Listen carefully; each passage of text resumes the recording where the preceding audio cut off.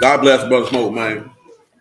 All right, y'all. We give praise, esteem, and honor to the living Elohim in the name of Yahushua HaMashiach. Let's pick us up in John chapter 5, verse 39. Search the scriptures, for in them you think you have eternal life, and there they which testify me. When I come to me that you might have life, I receive not honor from men, but I know you, that you have not the love of Elohim in you. I come in my Abba's name, and you receive me not. If another shall come in his own name, him you will receive. How can you believe which receive honor one from another, and not the honor that comes from Elohim only? Do I think that I'll accuse you to Abba? There's one that accused you, even Moses, of whom you trust. Had you believed Moses, you would have believed me, for he wrote of me. But if not his writings, how should you believe my words? Oh, praise and esteem to Abba and Shamahim in the name of Yahushua. Let's get this Proverbs 13 and 12. Amen. Quran. Shalom, bro. So, hope deferred make the heart sick. But when a desire comes, it is a tree of life. Proverbs 27:18. Whoso guard the fig tree shall eat the fruit thereof. And he that wait on his master shall be honored. Come on, see if we get me Proverbs 11:30, man.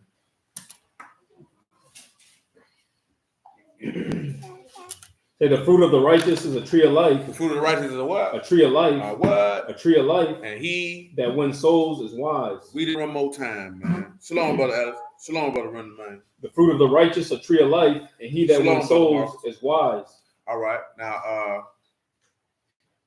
give me Matthew 7 and 12.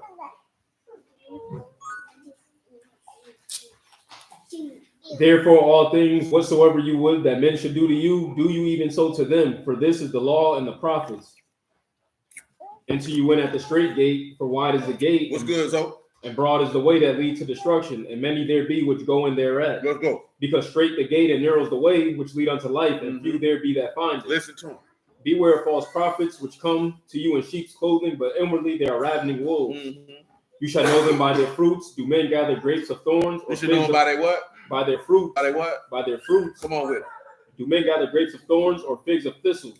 Even so, every good tree bring forth good fruit. Every tree do what? Every good tree bring forth good fruit, but a corrupt tree bring forth evil fruit. A good tree cannot bring forth evil fruit, neither can a corrupt tree bring forth good fruit. Every tree that bring forth not good fruit is hewn down and cast into the fire. It's what? Cast into the fire. Wherefore, by their fruits you shall know them. Let me ask y'all this question, man. The tree of knowledge of good and evil, right? That's a good tree, does it not? What's going to happen to that tree? Will that tree be cut down and thrown in the fire, or will it remain? Shalom, brother Demetrius, man. What's going to happen to that tree? Let's take a look. Matthew 5:17. What's going to happen to that tree?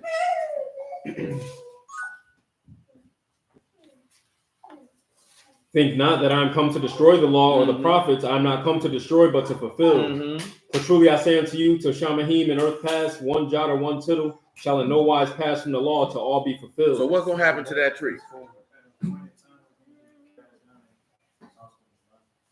At that point, I mean, it's going to be cast away also. Not because necessarily that it don't bring forth. It don't bring forth good fruit in one aspect, as we discussed last night, because the letter killed. Not because it's anything wrong with the letter. You know what I'm talking about? There's nothing wrong with the tree whatsoever. But let's go to 1 Timothy 1 and 3, man. Just for people who are not aware where it's written at. We mentioned it last night, but several times. As I besought you to abide still at Ephesus when I went into Macedonia, that you might charge some that they teach no other doctrine, neither give heed to fables and endless genealogies which minister questions, rather than godly edifying which is in faith. Godly edifying, that's in what? Which is in faith. Tell them what edifying means, man. Give them godly and edifying. Shoot, wow. You got godly your shirt button all the way to the top. That's a god, a general name of deities or divinities, exceeding Elohim. So the nature of God is what that means.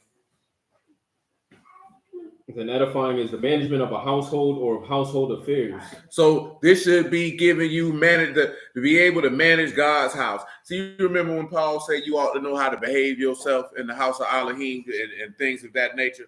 So when he's talking about godly edifying, it's for you to be able to manage the house. What does it take you back to? Of course, it'll take you back to his law, the instructions that he gave you on how to conduct yourself in this household, how to manage yourself in this house. Continue. Now, the end of the commandment is charity out of a pure heart. He said the purpose of the commandment is love out of a pure heart. That is the purpose. In a good conscience, and a faith unfeigned. No, you can't fake faith. Go ahead. From which some, having swerved, have turned aside unto vain jangling, desiring to be teachers of the law, understanding neither what they say nor whereof they affirm. But we know that the law is good. If a man uses we know that the law is what? It's good. I mean, we know that the law is what? It's good. If a man do what with it? Use it lawfully. That's right. Knowing this, the law is not made for a righteous man. It's not made for who? A righteous man. That's why it wasn't made for Adam. That's why he told him not to eat from. Who it made for, Sid? But for the lawless and disobedient. It's made for who? The lawless and disobedient. So it's made for the saints. For the lawless and disobedient. So it's made for sons of God. The lawless and disobedient. So it's made for the Kadeshi. Lawless and disobedient. That's who the law for. For the ungodly and for sinners. For the who? For ungodly and for sinners. Well, tell them what an ungodly is. I don't know what that is.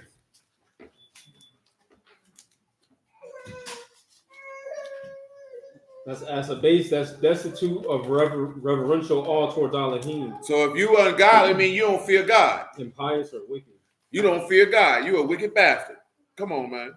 For unkadash and profane, for murderers of fathers and murderers of mothers. So he say for unkadash and profane and for murderers. What else?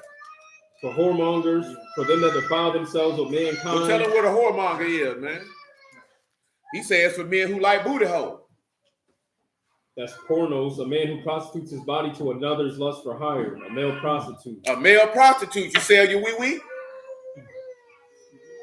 There's a lot of men out here sell their wee-wee, man. They sell their wee-wee for somewhere to stay at. That's a male prostitute. No, they like to call it a homosexual, but in reality, according to Yahuwah, that's a male prostitute. That's penis for hire. I ain't got nothing else but some rod. I ain't got a job. I ain't got a cot. I ain't got a car. I just got some raw. You know what I'm talking about? And it's up for hire, baby. It's a comedian I be seeing, man. He got skits, boy. That junk called that nigga in the song. What you see is what you get. Take care of Jerry. You know what I'm talking about? This whole skit is about a man who's an unemployed man who get taken care of by his old lady. And each one he get in the video. He get behind and hug. He talking about the universal, my old lady pay for everything, po. Hugging her from behind. He in the house playing Madden all day. He ain't even playing Madden. He playing Call of Duty. Because all he don't do nothing is duty. That nigga don't clean the house. They got one, this nigga clean the whole house just so he can ask to hold the car. Nigga, is you 12? Is you 12, nigga? This nigga bald with gray in his beard. Talking about, take care of Jero. We don't want to take care of Jerry. That's a male prostitute. That's what he said. When the skit end, he say, what you see is what you get. That nigga say, take care of Jero. Take care of Jero, baby. A lot of these old guys, Jero. Big Jero. I've been told y'all that.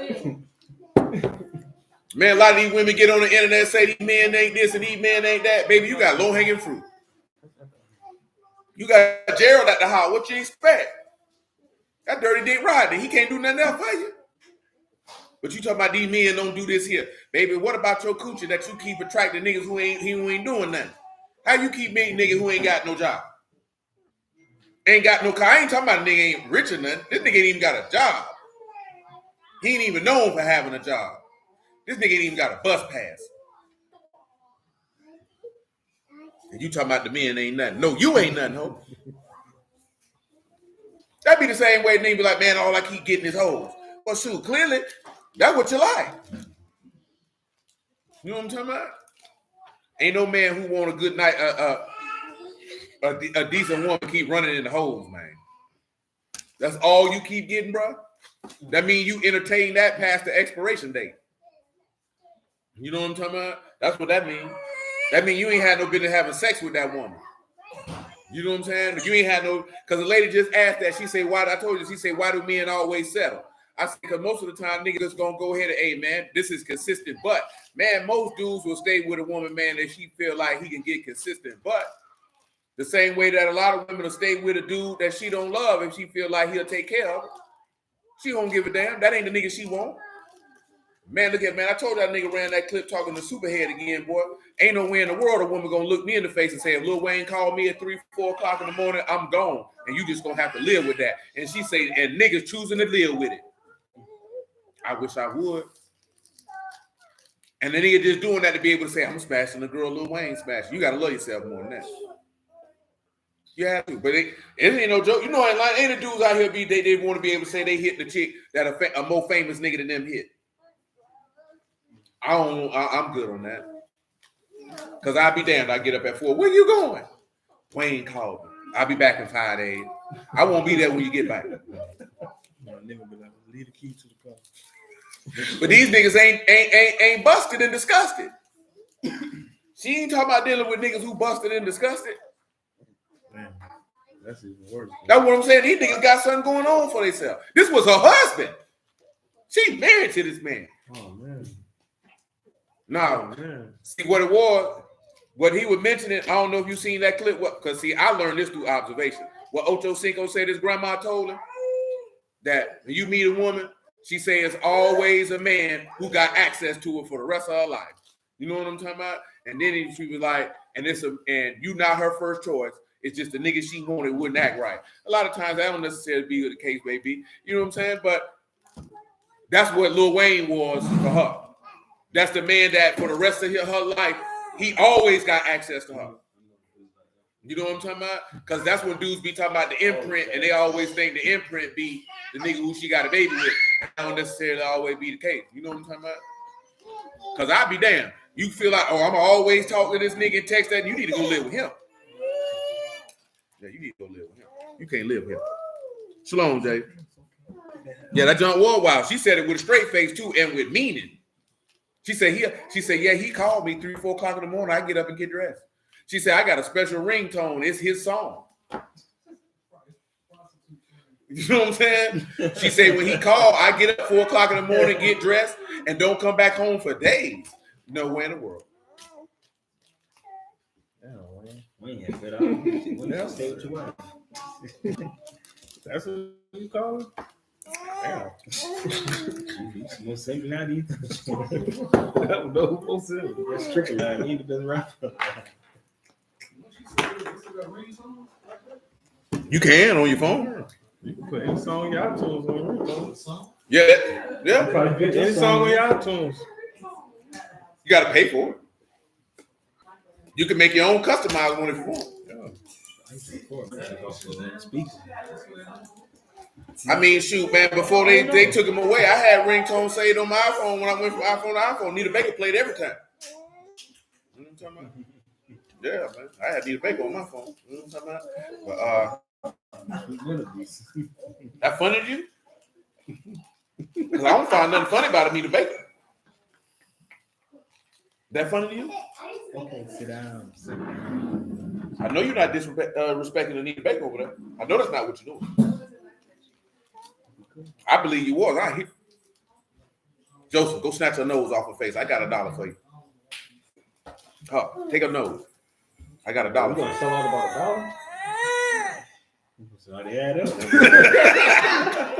That's He just had one. That's a hit, man. Right there. My boy hired gun. $1 that might not be nothing to you. It's everything to him.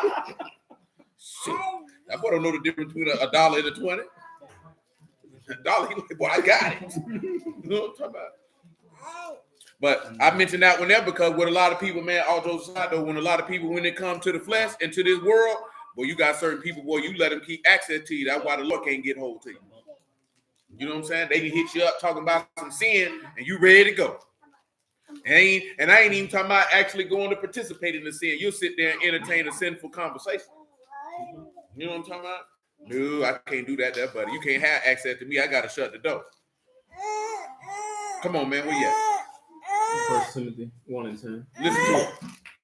Say for whoremongers, for them that defile themselves of mankind, for men stealers, for liars. Boy, niggas out here stealing. But tell them what men stealers is. Boy, you niggas out here stealing, niggas? It's like taking. You stealing. It ain't literally stealing a man, but you a thief. To say a slave dealer, a kidnapper, a man stealer. Oh, yeah. Boy, you human trafficking, boy. You out here human trafficking? It says of one who unjustly reduces freemen to slavery, of one who steals the slaves of others and sells them, an enslaver, a men's slave. This what this is. Well, you know, there's a lot of white folk going to hell, boy. They stole a lot of men.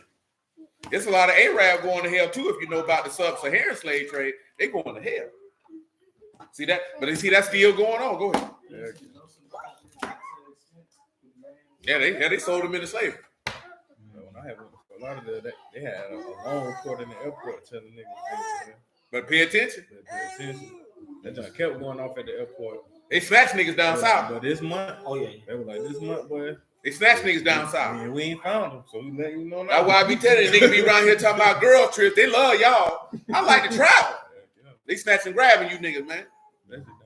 They already know because y'all around there. Because number one, y'all walk around late at night, squawking and gawking, drunk. You know what I'm talking about? Air car rolling down. Yeah. Footballer. They know you're a turd. You can pull up in that Escalade. You're gonna be just like a taken, nigga. You're gonna be on that boat. You finna get ready to bust it down for an Arab.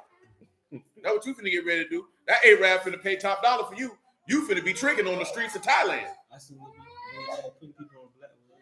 Yeah, they'll put you right on out there and sell you. Sloan, man, I'm telling you, I might be saying it in a funny fact, but that ain't no joke, boy. They snatching niggas, boy. And you selling booty for the rest of your days, nigga. You ain't selling it. You know what I'm talking about? No, you selling it, you just ain't getting none of the proceeds. That's a crappy deal. I'm talking about shoes. You know what would be ugly? If she was selling coochie before she got snatched. She used to getting paid. Now you don't get nothing. This is horrible. Yeah, dark web. Yeah. I told Sylvia that the other day, I'm like, what do you do? How to niggas get on the dark web? How you even find that? You know what I'm talking about? Why you even want to find it?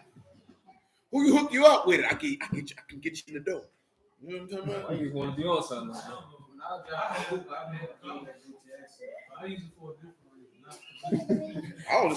I know you on the dark web, you doing crime.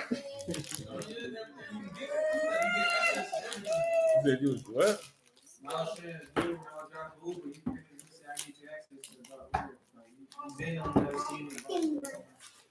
You know what I'm saying? You know, everybody seen Taken. You just say, that's a great movie. They snatching these niggas for real. You like this here, you wondering like this here. They don't never find these black women. You ain't gonna find them. Shoot, they snatching white girl. They ain't finding them either. Oh yeah, that's for everybody. Now, because you know what black folks like to say, man. You know, black people come up missing, don't nobody find them. Man, when them human traffickers get hold to you, boy, ain't nobody finna find you. You know what I'm talking about? I don't care what race she is. Ain't nobody finna find you. You gone, cuz. It's okay. You finna be selling coochie halfway across the world. Nigga might find you in the back of a trailer. You know what I'm talking about? Like, or in one of them shipping containers. You know what I'm talking about? Ain't nobody finna find you, man. And y'all be wanting to go all across the world. Dolo, you crazy as hell. We shouldn't have to worry about that. Men shouldn't have, man, bump all that what niggas should do. It's evil people out here. You know what I'm talking about? Man, we could talk about what, hey, man, look here, man. Men snatch men. Oh, yeah. You know what I'm talking about? So if they gonna snatch men, you know they gonna snatch you. Well, they snatch men to put them in a sweatshop to make sneakers, man. To process cocaine. Better in my mind, though. Can you imagine getting kidnapped, man, so you can make shoes, man? You'd be like, damn, I went outside for some bread. No, but in every country outside of America, and I ain't gonna say outside of America, but Kidnapping normal. yeah, that's just normal. More than what niggas think. Yeah, kidnapping normal. Man, you go to Central America, niggas get snatched all the time. Caribbean, South America. You go to Jamaica, boy, niggas get snatched all the time. That's why they tell you when you go to Jamaica, stay your behind at the tourist reserve. That's how you know it's been happening. It's been happening in daytime period. You walk around thinking it's sweet if you want to. Your black behind gonna be sold. You know what I'm talking about? Around here crying, I miss my family. It's over with now. Just sell into your new life. And what I'm telling you, you go somewhere, you better be paying attention. You walk around skinning and grinning, think John Sweet out here, boy, and your behind gonna be on that shipping container, boy, headed to Europe, nigga. You know what I'm talking about? Especially this time of year. You going out shopping, better be paying attention. Nigga like the white van, nigga. They like to post up in front of stores. You see, better pay attention to the parking lot, looking at them odd vehicles. Some of them niggas be sitting in the doggone van looking for a duck. You around here worrying about on your phone, skinning and grinning, and next thing your phone gonna be on the doggone concrete at Walgreens, man. So whoever on the other line, hello, you gone. Straight up. You know what I'm talking about? I've been told you this here, man. Y'all think nobody don't find these people, man? These snack people for two reasons: to sell you or to kill you. Sacrifice you to their gods and go on about their way. You think what you think happened to all the missing children, man, if they ain't getting sexually exploited? Them children got sacrificed to Molech.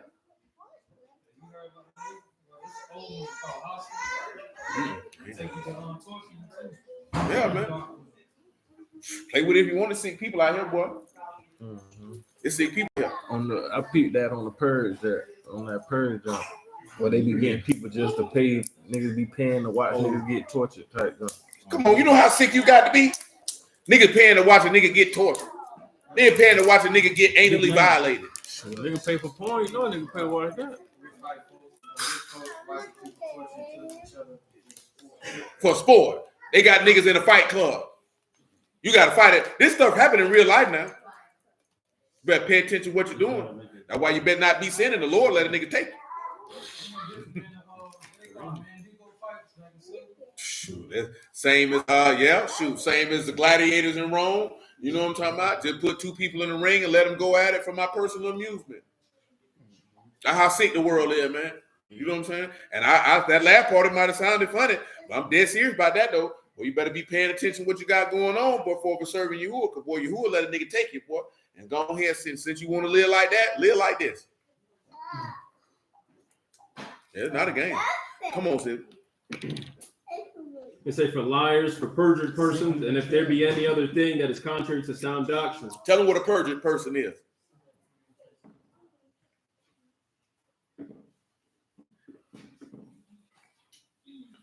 Oracles, that's a false swearer, a perjurer. You know what that means? We just talked about that. False oaths. You swearing on Yahuwah, lying. That's like taking name in vain, man. Throw this away.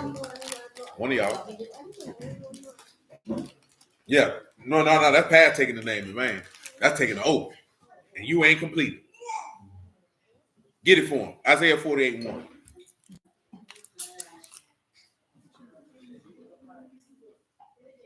Doggone don't taste like medicine.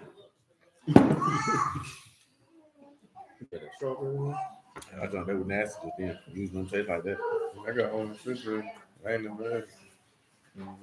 Come on, Isaiah 48:1. Say, hear you this, O house of Jacob, which are called by the name of Yasharal, and are come forth out of the waters of Yehuda, which swear by the name of Yahuwah, and make mention of Elohim and Yasharal, not in truth nor in righteousness. That's a perjured person right there. That's a perjured person right there. Come on, man, and read Proverbs 11:30 one more time, man. Then Proverbs 15:4. Then to Galatians 5:22.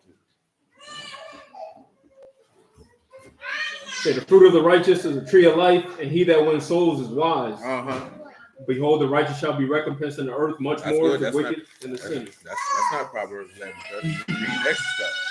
One more verse. You asked for 31. This nigga over here doing what he wanted to do. So I ain't trying to drive the car. Proverbs 15:4, please, sir. A wholesome tongue is a tree of life, but perverseness therein of breaching the Ruach. Okay, now let's go to Galatians 5:22. But the fruit of the Ruach is love, joy, peace, long-suffering, gentleness, goodness, faith, meekness, temperance. Against such there is no law. And they that are Mashiachs have crucified the flesh with the affections and lusts. That's good, right? Now we're talking about the fruit of the righteous is a tree of life. We just mentioned what those fruits are, the fruit of the actions, the produce. So we need to look at Mashiach being that. We already talked about how hope deferred is a tree of life. You know what I'm talking about? Because it made your heart sick, but when that desire come or what you long for come, you know what I'm talking about? In that regard, it's a tree of life. So let's take a look at this one here, right? What's one of the things that's mentioned is long suffering? You know what I'm talking about? So let's take a look at Screw it, man. John 8:1, man. They ain't hurt nobody.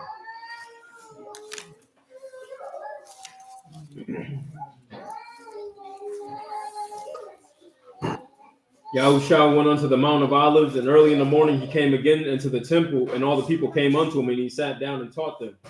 And the scribes and Pharisees brought unto him a woman taken in adultery. Taken in what? Taken in adultery. Mm-hmm. When they had set her in the midst, they said unto him, Master, this woman was taken in adultery in the very act. Now Moses in the law. Ain't that son? That mean they caught her up when she was getting bent over.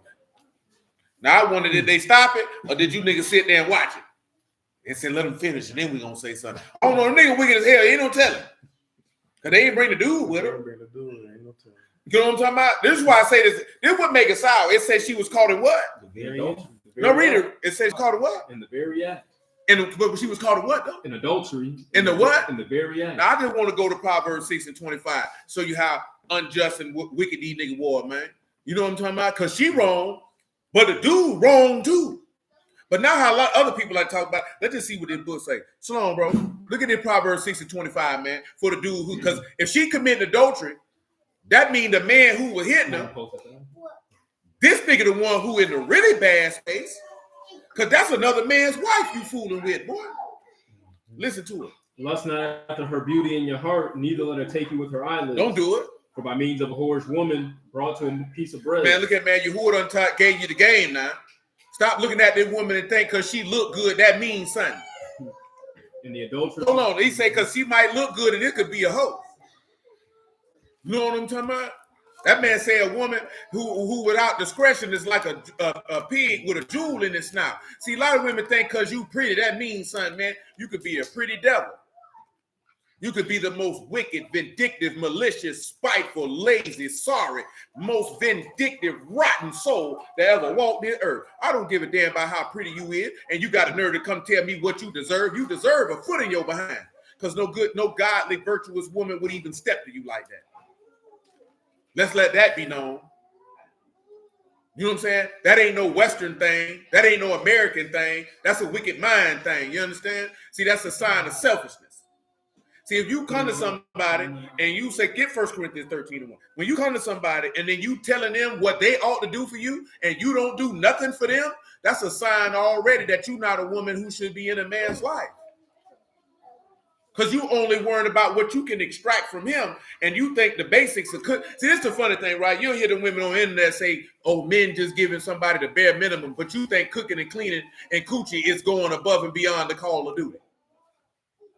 When you know what that is, that's what he told in Romans. You know what he said in Romans? That you ought to offer yourself a what? And he said, what is that? So cooking, cleaning, and coochie is your reasonable service. That's just like you said, I keep the commandments. So what? That's your reasonable service. You ain't did nothing exceptional. You ain't done nothing special. You ain't done nothing to be lauded. Remember what it said about the virtuous woman? It said she excelled above all other women. Ain't that what it said? That means she was doing things that the average woman just ain't gonna do. That means she's an exceptional woman. That's why she get a certain level of accolades, a certain level of praise. That's why she get put here. You know what I'm talking about? See, if you just cooking and cleaning, you gonna get put where she at. You know why? Because this woman was humble. This woman was compassionate. This woman was merciful. She was industrious. She was respectful. You know what I'm talking about? And she was unselfish. You can't get put where she at. I don't give a damn because you scrub the floor. This woman out here looking at how the way to make money for the family. Oh, that's a good vineyard. Let me buy it and plant it. Let me get up early in the morning, man. Not only do make sure my family's straight, let me make sure my servant's straight too. You know what I'm talking about? So this is a different breed of woman. You know what I'm talking about? You can't put yourself here. You ain't no virtuous woman because you get your behind up at 5 o'clock in the morning to cook no doggone food. You didn't do that because this is what you do. You do that because you were trying to make yourself look like that. Now, see, that's different if your husband don't require that. If your husband don't get up at the crack of dawn, man, and he don't require that from you, then that's different. You know what I'm saying? See, I don't eat breakfast. So it wouldn't make no sense for this nigga to get up early to make me no breakfast because I'm not finna eat it. You know what I'm talking about? I'm not finna eat it. I only eat breakfast one time a week. I don't want it. I ain't finna eat it.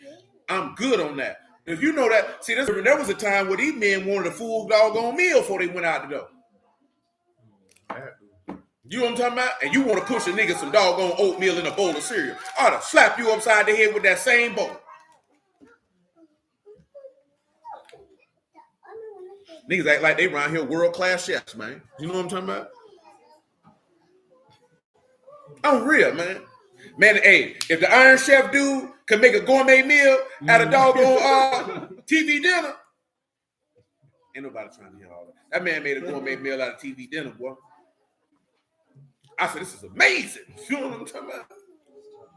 Nah, all jokes aside, them two dudes, man, that's him and his son. They be having fun, too. He a bad man. Come on, sis. Say, though I speak with the tongues of men and of Malachim and have not love, I am become as sounding brass or tinkling cymbal. Tinkling cymbal. And though I have the gift of prophecy and understand all mysteries and all knowledge, and though I have all faith, that I can remove mountains and have not love, I am nothing. Remember, he said the purpose of the law is love unfake. That's what he said the purpose of it is. Come on. And though I bestow all my goods to feed, and though I give my body to be burned and have not love, it profit me nothing. Love suffer long, is kind. Love do what? Love suffer long. Love do what? Suffer long. So it take injury with patience. Ain't that the attribute of Yahuwah? Okay. Ain't that one of the fruits of the spirit? Mm-hmm. Okay. It is kind. It is what? Kind. Didn't he say he good? Okay. Love envy not. Love want not itself, is not puffed up. Does not behave itself unseemly. Seek not her own, is not easily provoked. Think no evil. Rejoice not in iniquity, but rejoice in the truth. Bear all things. Now give me Romans 13, man, to show you how evil that man was for knocking this man's wife down. Matter of fact, I think it's a spot in Jeremiah. Hold on. Where you getting that? Hold on, man. See, I don't like niggas who do stuff like that. You know, that's what they got in the songs now, man. You know, that's what they like to put in the song. Niggas around here, these niggas always boasting and bragging about sleeping with somebody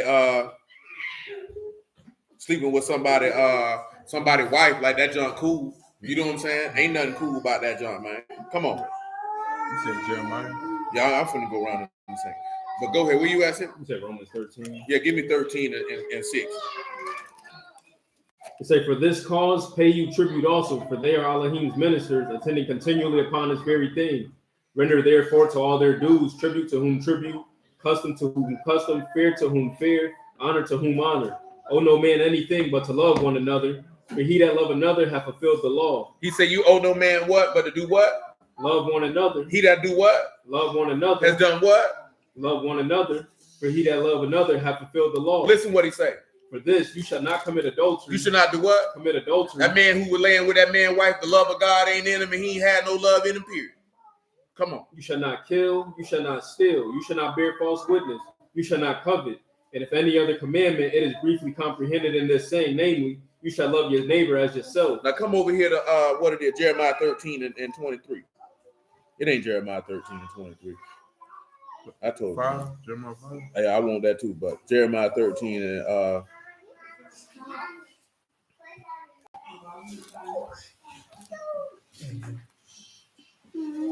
you can read 22.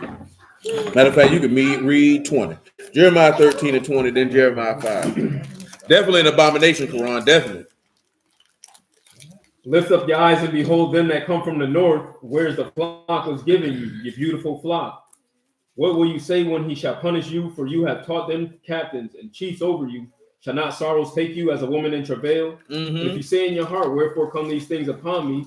For the greatness of your iniquity are your skirts discovered. He said, for the greatness of your what? Your iniquity. Your skirts are what? Discovered. Let me go ahead and get you naked out here. Pull your drawers up. And your heels made bare. And the Ethiopian change his skin, or the leopard his spots. May you also do good that are accustomed to do evil. Therefore will I scatter them as the stubble that pass away by the wind of the wilderness. This your lot, the portion of your measures for me, saith Yahuwah, because you have forgotten me and trusted in falsehood. You forgot me and trusted in lies. Therefore will I discover your skirts upon your face, that your shame may appear. I have seen your adulteries. I've seen your who? Your adulteries. And what else happened? Your names, the lewdness of your whoredom. Your names? Tell them what name, man. The lewdness of your whoredom. You know that's what horses do. They name. It's Mashallah, that's name. That's a whinnying through impatience for battle or lust. A name. Whining. You know what I'm saying? You whining in your loins. You're around here making nasty noises because of your loins. There's something wrong with you. Come on. That's it. And your abominations on the hills and the fields. Go unto you, O Jerusalem, will you not be made clean? When once. Come on to Jeremiah 5:1 and listen to what he says. After that, we go right back to Proverbs 6, back to John 8. Run you to. See, hold on, I didn't want you to know something, right? The woman who cheating on her husband, nasty. The nigga who knows she had a husband, he twice as nasty. You know what I'm talking about? Matter of fact, he 3 times, he 4 times, he 5 times. You know what I'm talking about? Especially if he know the word of Yahuwah. You know how many of these dudes be preaching the word and be smashing other dudes' wives? Them niggas ought to be castrated and made to swallow their own penis. Because not only have you blasphemed the mighty name by which you call, you know what I'm talking about? You dishonored your job, and you dishonored the sanctuary, and you dishonored yourself. And you without understanding. Nigga, you ought to suffer greatly. Come on, man. You see what Nathan said about, you see how, remember Nathan spit that parable to David, man, he let him know, like, come on, bro. Well, you got plenty. That's why when you hear them rich niggas say that, man, you think you doing something because you smashed the poor man's wife? Bro, you could have had any hoe out here. Why you want that? That's all he got. That's what I was thinking about with the Yeah. That's all he got. You bragging, I be taking these niggas home. Nigga, that junk ain't cool, nigga. Ain't that what Nathan told David? This man got plenty of sheep. This man had one little lamb. That's all he got. You purposely came to take all that he had. You had plenty. I think that nigga Drake like to brag about stuff like that. Nigga, that ain't cool. I know why you're doing it. You trying to quell your homosexual tendencies.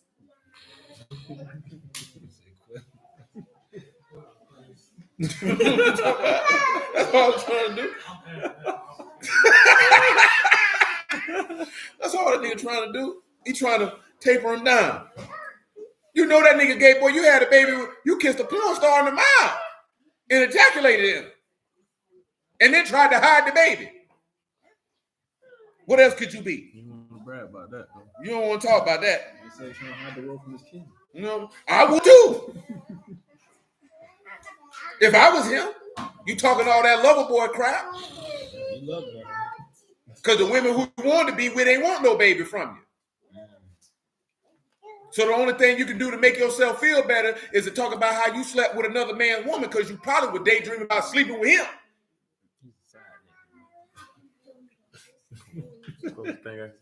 You ain't lying, bro. You say Jake's hate integrity and love blaming Eve. Yeah, the woman at fault, but the niggas is worse.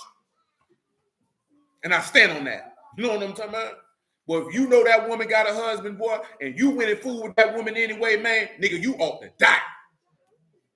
It's different if she lied to you, right? We were just listening to this here, right? You know how the chick Lori Velez trying to put Aaron Hall out there. He was messing with me when I was 16. But Gene Deal was like, tell the whole story.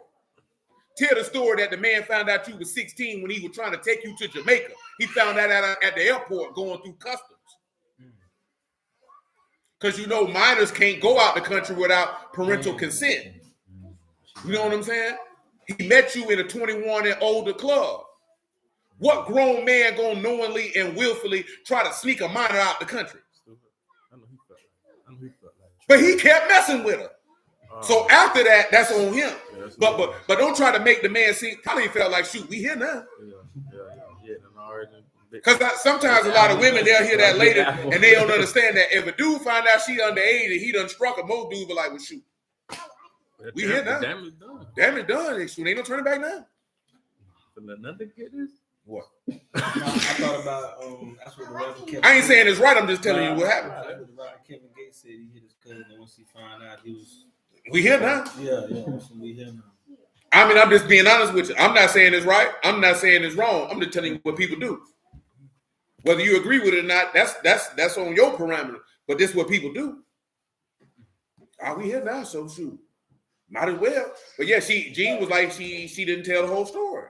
But you could imagine how you feel, man. You got a chick, man, and you going through the airport thinking she's grown, and you find out she's 16. Everybody looking at you like, I would have left alone, me personally. And for no other reason than her being deceptive. For no other reason. You know what I'm talking about? And you know why? Ain't even the fact she lied about her age and you done slept with a minor. If you lie to me about this, you'll lie to me about anything, and I don't want you around me.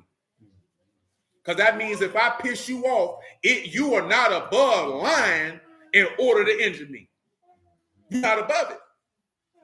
Because you lied to me about your age and status in the world. So lying is not something that is foreign to you. So yeah, I can't have you nowhere around me. Straight up and down. Because they saying that's what's happened with the basketball player. That he met this woman, he thought she was grown. Man, there's a lot of dudes that went to jail and got crossed up because they thought they were dealing with a grown woman. And people be like, why you don't check for ID? When the last time any of you niggas met somebody and asked them for some ID? And if I'm in an adult situation, I'm not asking a nigga for no ID. Don't nobody do that. The corner store the only place asking for ID, and they scared of other state sending an undercover nigga in there to get him. You ain't got nobody sending no undercover to get you for pedophilia. They ain't like, yeah, nigga, this ain't doggone To Catch a Predator. You ain't been online scoping and scapping. You at the club.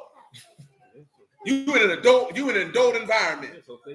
You just assume. You just assuming she grown. Oh, how you doing? Yo, you know how old? Oh, I'm 24. All right, cool. You gonna be like, let me get your ID. But you gonna go in a purse? Aha! I see you only 15. More than likely, it's a fake anyway. Yeah, more than likely, she keeps the fake. She been faking all over Right. life. Like Zoe say, they supposed to check ID at the door, but let me tell you something, man. My homegirl, we were young, boy, she did not look 15. She definitely looked grown, and they had fake IDs on deck. How many of you? I know some of you rusted niggas had a fake ID. I know Doris did.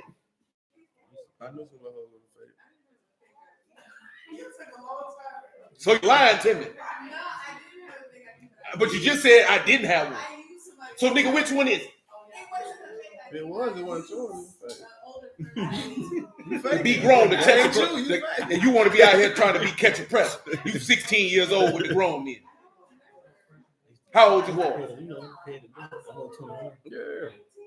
I was only like 19. Who else in here had a fake ID? Look at y'all, always using some IDs to get around grown niggas. To get around grown niggas. You ain't never heard no men get no fake ID to be around no women. Y'all always trying to get around fake IDs to get around niggas with pubic hair. That's all you trying to do. It ain't right.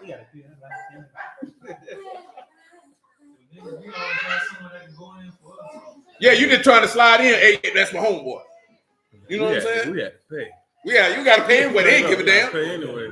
ID, no ID. No ID. If it's 40 out the door and you on the age, I need another 20. Yeah. I need another 40. He cuffing him.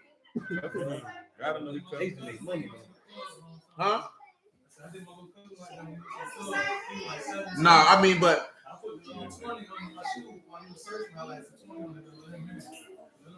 I mean, most of the time, dudes don't go to places where they can't get in at.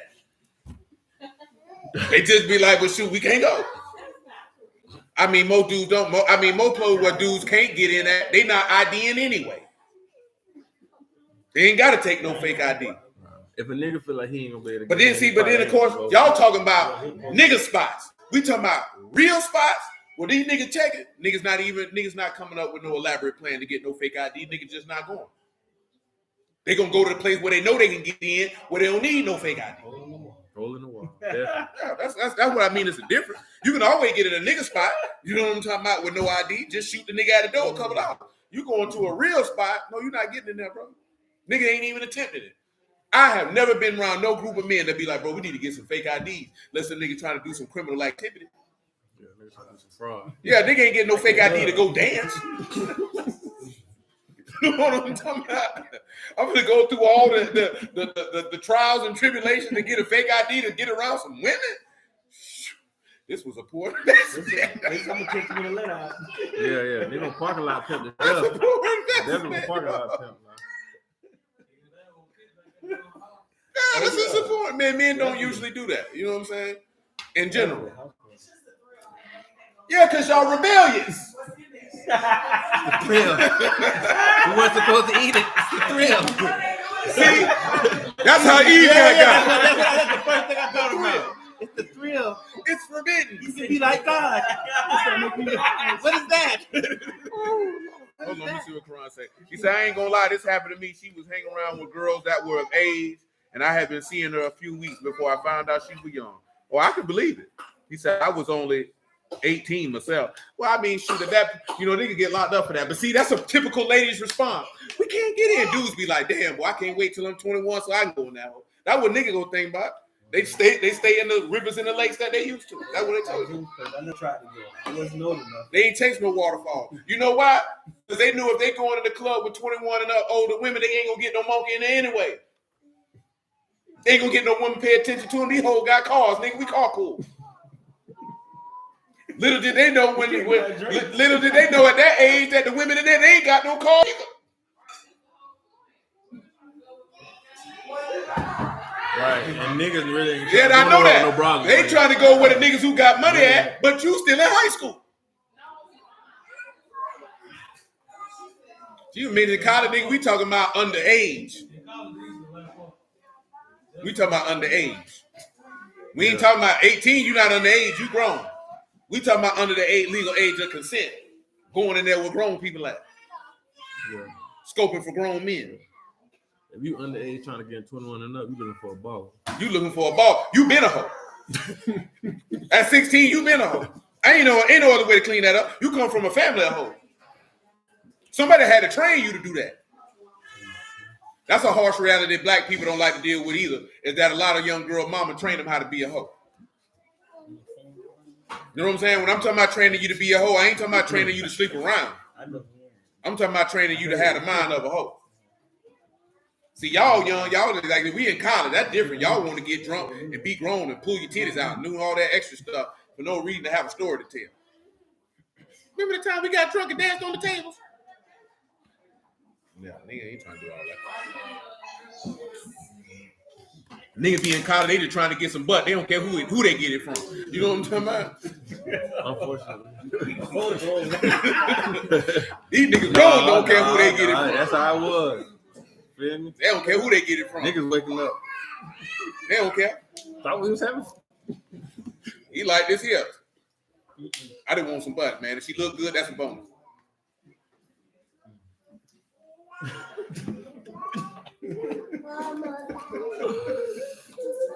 Yeah, because you're hot in your loins. Ain't nobody taught you to control your seed. You know what I'm talking about? You like this here, boy. You about to burst like the doggone. Guys are out this whole man. You trying to release. He going for anything. That's when people be like, man, how come your baby mama look? That's how you can tell that with dirt. Like you got that big burly white woman, man. That you tell that boy won't get no yam. He won't get no money. He won't get no money. Well, his first baby mama did. I'm talking about look like a deep freezer. Then the work part is she don't even look like a Midwest white woman. She look like a trailer park deep South Georgia woman. When you find her at? Illinois trailer trash tough, boy. That is She probably was solid. She was solid. She might have been decent in her prime. Not no more. Come on, man. Where you at? Jeremiah 5. Read that, man. Run you to and fro through the streets of Jerusalem and seek now and know and seek in the broad places thereof. If you can find a man, if there be any that execute judgment. That do what? That execute judgment. That do what? Execute judgment. And what else? That seek the truth. And I will what? Pardon it. That man say, I'll pardon all the sin in Jerusalem. You find me one man that seek truth and execute judgment. I'll forgive every sin there. Look what he say though. And though they say Yahuwah live, surely they swear false. You see them perjured persons again? Come on. O Yahuwah, not your eyes upon the truth. You have stricken them, but they have not grieved. You have consumed them. They have refused to receive correction. They made their faces what? Harder than a rock. They refuse to return. Therefore, I said, surely these poor, they are foolish, for they know not the way of Yahuwah, nor the judgment of their Elohim. Listen what he say after that. I will get me unto the great men and will speak unto them, for they have known the way of Yahuwah. He said, I'll speak to the greater men. I know they know.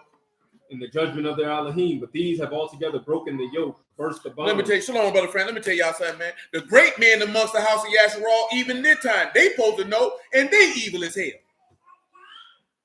Go ahead, man. Wherefore a lion out of the forest shall slay them. Kill them. A wolf of the evening shall spoil them. A leopard shall watch over their cities. Everyone that go out thence shall be torn in pieces. Because the transgressions are many. Their backslidings are increased. He said, how shall I forgive you for this? Your children have forsaken me and sworn by no Elohims that when I had fed them to the full, they committed adultery. Then they did what? Committed adultery. They did what? Committed adultery. Keep this in mind, man. I want y'all to understand something, right? The woman is culpable in this particular matter. But when he said you shall not commit adultery with your who? Your neighbor's wife. So who's he talking to? Those in the house. He talking to the men. Go get that for me, Exodus 20. That's why I'm focusing on that. He talking to the men. Yes, the woman has a responsibility, but he talking to the men because the man was not supposed to be coveting what belonged to his brother. You know what I'm talking about? That's the point that I'm trying to really give at this particular time. Because see, we like to talk about the woman. We already know she wrong. That's a whole nother deal. But as a man, you knew that was that man's wife, bro. Hold on, we got comments on it. She said, if you don't remember back in the early mid-2000s, Trey Songz had a song called It's Mr. Steele. You could shoot. They had plenty of them. Hey, what's that song? Who that nigga sing, Mr. Jones? That nigga was singing about sleeping with a nigga wife. That nigga said, we got something going on. Nasty nigga. Man, I mean, we used to ride around smoking weed and that. Then we realized this nigga's a bastard. That nigga said, we got a thing going on. Remember the other song, that nigga said, who making love to your old lady? While you running around making, I wouldn't give a damn what she doing. What he doing, baby? You keep your leg closed. Or just leave. Don't do yourself like that. She said, my childhood friend took me to a 21 and older reggae spot when I was 18, but you were grown though. See, just don't go near the bar. You know what I'm saying? Yeah, you were grown. See, if you're 18, you're grown. That just means you went somewhere where you can't buy no alcohol.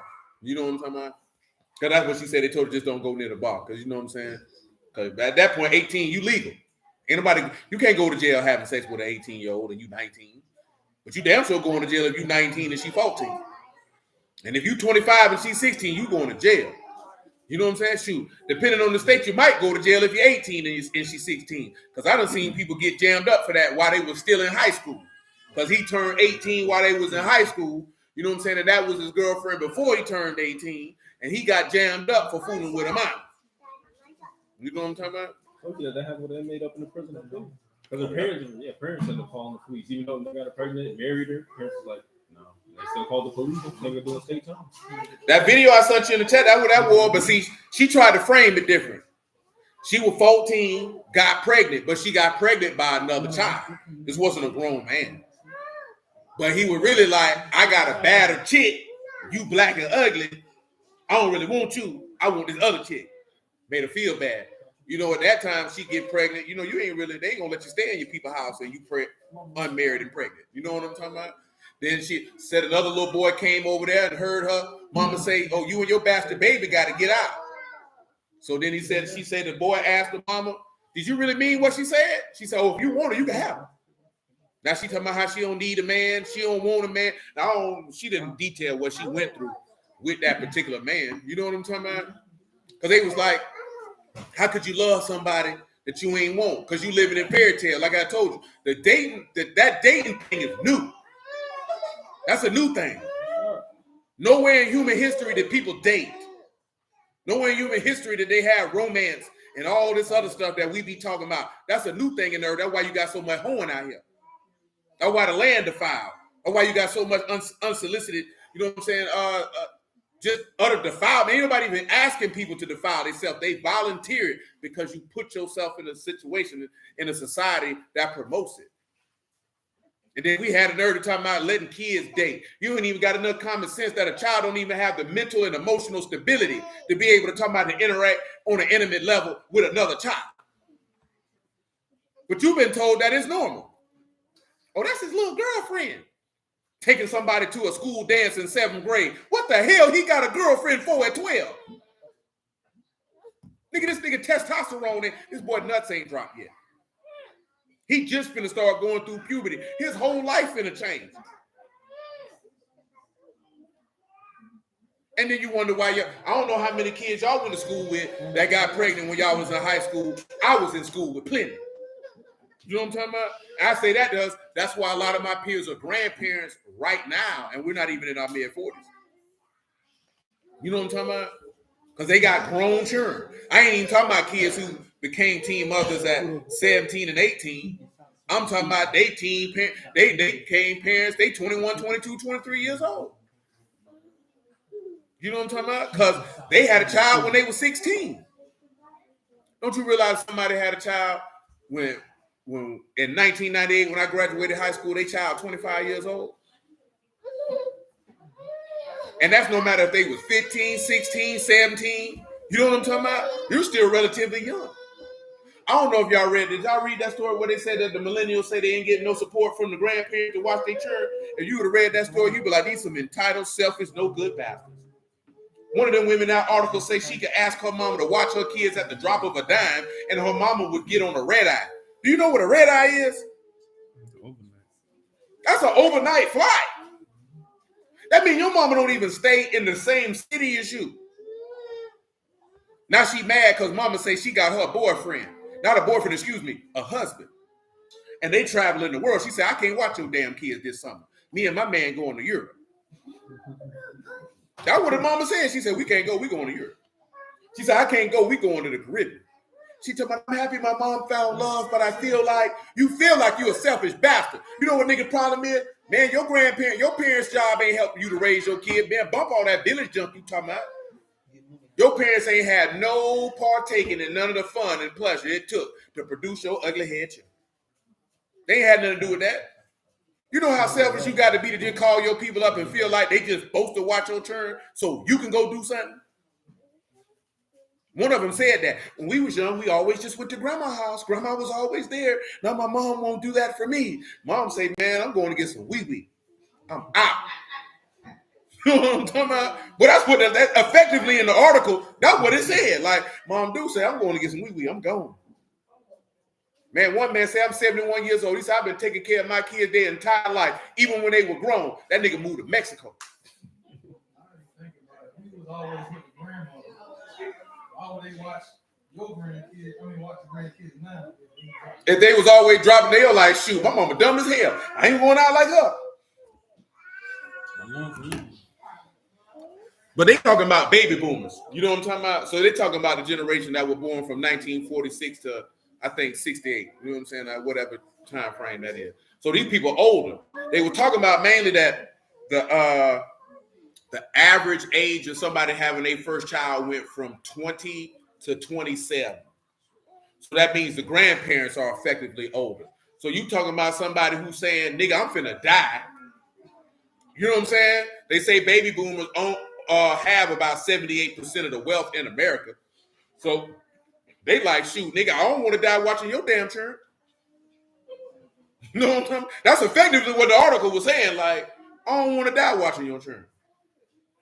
I want to die doing what I want to do. Because I've been doing for y'all my entire life. And nigga, I'm finna die. I worked 40 years to watch your damn churn. Nah, nigga, I'm finna die happy. I can't even be mad at him, man. You know what I'm saying? This is imagine you've been working from 16 to 62. And then you thinking that your parents, after they've been working for 46 years, supposed to sit around and help you take care of your grandchildren because you emotionally stressed out. Suck it up, nigga. That's what you do. You know what I'm talking about? Nobody want to hear that junk. That means you weak-minded because you ain't even think about them. That means you a selfish, entitled, disrespectful, rude bastard that you ain't even consider this nigga work 50 damn years to enjoy 6 before they die. 10 if they lucky. You know what I'm saying? Effectively, how long the book say you got to live? 70 years, 80 if you're strong, right? So you mean to tell me she's supposed to live her last 10 plus years on the earth to watch your goddamn grandchildren? Hell no, nigga. I worked my whole damn life to die to watch your kids.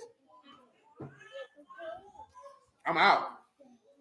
I ain't mad at nobody. Ain't never even crossed my mind like, shoot, grandparents supposed to watch the kids. You ain't supposed to do nothing. I appreciate it if you do. If you can't watch them, they coming with us or we ain't going. It's very simple. If your children are old enough now, they may not like it. You got a child about 14, maybe even good 13, depending on how much older, young, the other children in. Hey, nigga, you watching the kids tonight. Me and your mama going somewhere. Don't answer my door and don't answer no phones, nigga. Don't order no porn either. We'll be back. You know what I'm talking about? Real talk. Don't order no porn, nigga. We talking about it in our time. You know what I'm talking about? Don't get on that. Don't get on the music box ordering no music videos. You know what I'm talking about? Don't be around here calling the doggone on the 1-900 numbers. Yeah, man. Some of y'all turn old enough. We were just talking about that with Dwight the other day. That nigga turned older. Them niggas old enough to stay in the house by themselves. Boy, I was staying in the house by myself at 5. Once you hit double digits, nigga, you don't need no babysitter. You are the babysitter. Yeah, once a kid hit 10, boy, you are the babysitter, nigga. Straight like that. You can watch them kids for a couple hours. Man, them nigga 12, 13 years old. You goddamn right. That nigga watch them kids for a couple hours. You can't hold it down from 6 to 8. No, it depends on how old it is. You damn right. Hell, nigga, I was staying home for 4, 5 hours. I don't know what y'all talking about at 6. No problems, nigga. By yourself, though. By myself. Yeah. That's what we were saying. I thought you were saying watching kids. No, I said I did. I said depending on the age of the younger children. Okay, yeah. I said that off top. Okay, yeah. Now, if they 3, 4, hey, I mean, shoot, nigga. I used to watch Little Muffin at 11, 12. She won, nigga. It's me and her. We ain't talking about no doggone, I don't know. It depends on how well adjusted your children is. But you know what I'm talking about? This nigga 13 and the other one 6 and 7. Oh, yeah, that nigga watch them. Oh, yeah, he watch them. He can hold that down for a couple hours. You know what I'm talking about? Me and your mama going to get a dinner. Y'all be good. Hell, I ain't telling you where I'm going. We'll be back. Don't open my goddamn door. Don't answer no phones. You know what I'm saying? Your food in the kitchen. You know what I'm talking about? You know what to watch. We'll be back. Yeah, then on top of that, then you can rig your house up with camera. You can watch that nigga talk to the nigga through the camera. Get your hands off of that, boy.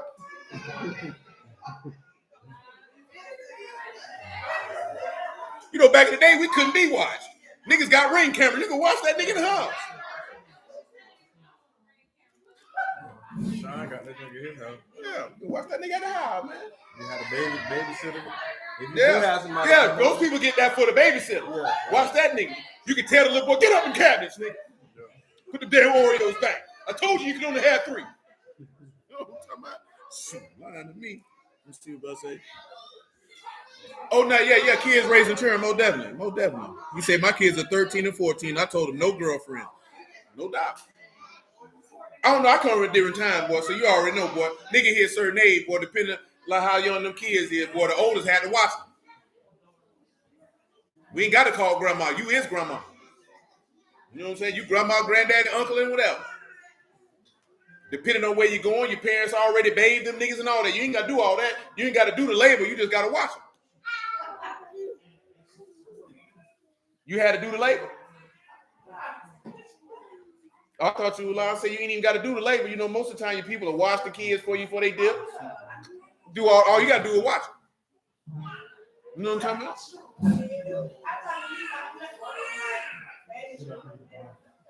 Yeah, you just get them right. And we'll be back. Don't open my door. Don't answer my phone. You ain't got to tell them about answer no phone because you ain't got no house phone.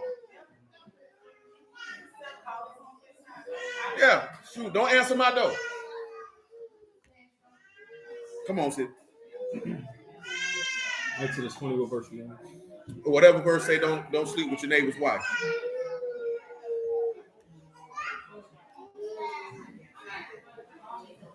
Verse 17. Exodus 20 and 17.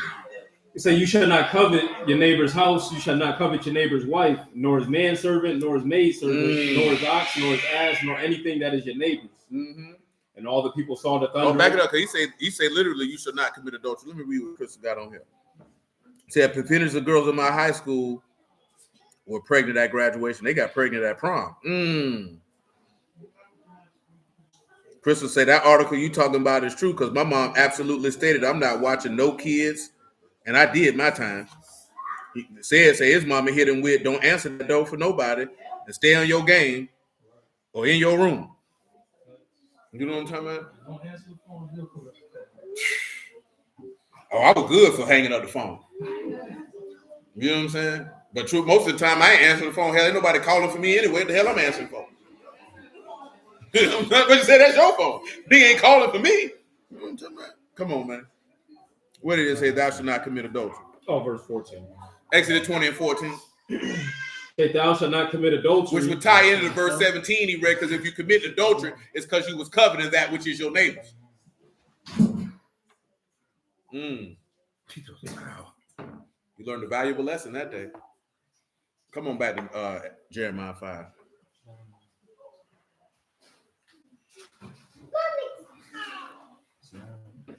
You in 5 and 7. Listen to what he say now. How shall I pardon you for this? Your children have forsaken me and sworn by no gods. When I came to the what? To the fold. Then they did what? Committed adultery. And assembled themselves by what? Troops in the harlot's house. That man said they posted up at the hole's house in throngs. Do you man this man say you assembled yourself by troops at the harlot's house? Tell him what a harlot is, man. That man said you boys steady tricking. Yeah. They wasn't at Sakov Bano. They just tricking. That's the law, to commit fornication, to be a harlot, to play the harlot. They just at the hole's house.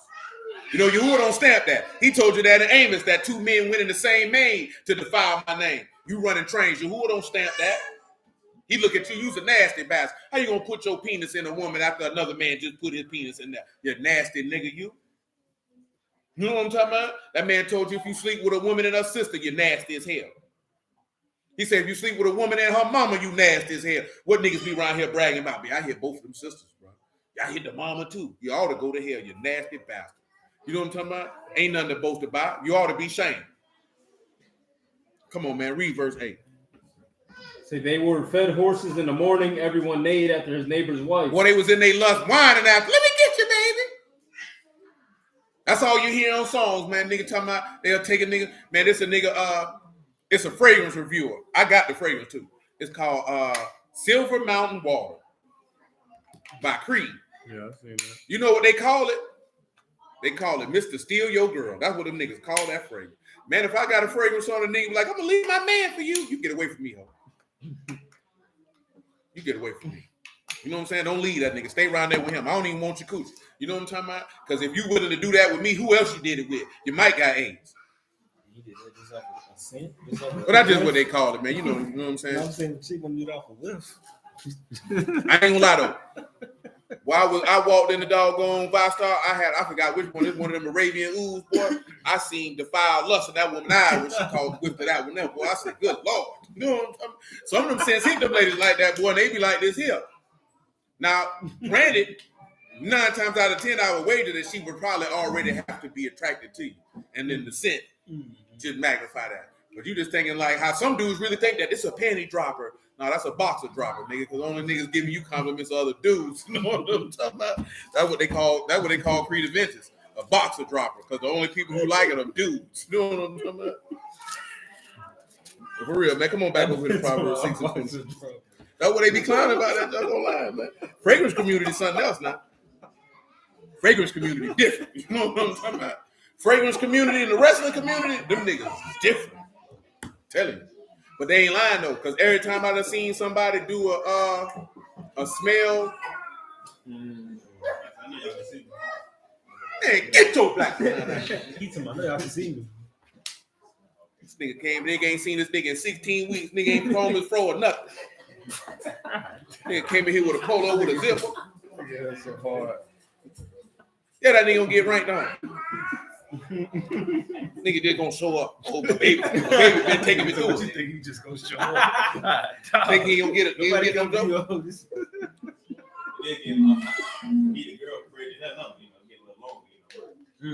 Oh, okay, boy, the plug's working, huh? No, I got you though. She charged 50 though. I guess so. I wouldn't know. She want 25 up front to get her address. I'm dead serious. I ain't even know. They lock in your appointment. Yeah. At the apartment. I'm already cheap, no? You gotta meet me in the middle. No, it was crazy. When I went around there, I already knew the chick. You know what I'm saying? She from the neighborhood, but she ain't go to school with us. She went to Stanford. You know what I'm talking about? I was like, hell no. Right. Shoot, I guess. That's debatable. Come on, Proverbs 6:25. Say, lust not after her beauty in your heart, neither let her take you with her eyelids, for by means of a whorish woman to a piece of bread. As a matter of fact, back that up to 23, man. Listen to what the man said. Hold on, let me see what Sean said, man. He said, I can't remember if it was you or not who told me about it, but I'm starting mixing complimentary fragrances.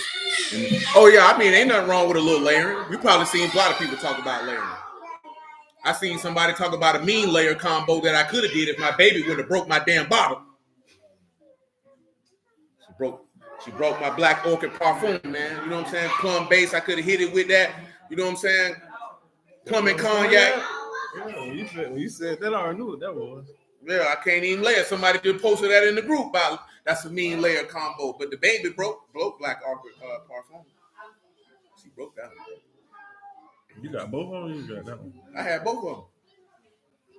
You know what I'm saying? I had the plum and cognac first, but the black orchid parfum was fire. That was that gold bottle. I enjoyed it. You know, nice earthy, plum, you know, little chocolate, little, you know what I'm saying? A little liquor. I got that on the little list. It was strong too. You know what I'm saying? I enjoyed it. Right now, I ain't worried about that. Come on. It's clear because she been broken. It ain't just broke, and I ain't bought another one, so you know what that means. For the commandment is a lamp, and the law is light, and reproof of instruction the way of life, to keep you from the evil woman, from the flattery of the tongue of a stranger. See, this is the thing, right? That man say his word is to keep you from a scallywag. We didn't talk about this before. His word is to keep you from a scallywag. See, a lot of brothers in the word get caught up with a scallywag because you ain't paying attention to the word. You getting caught up on how good she look.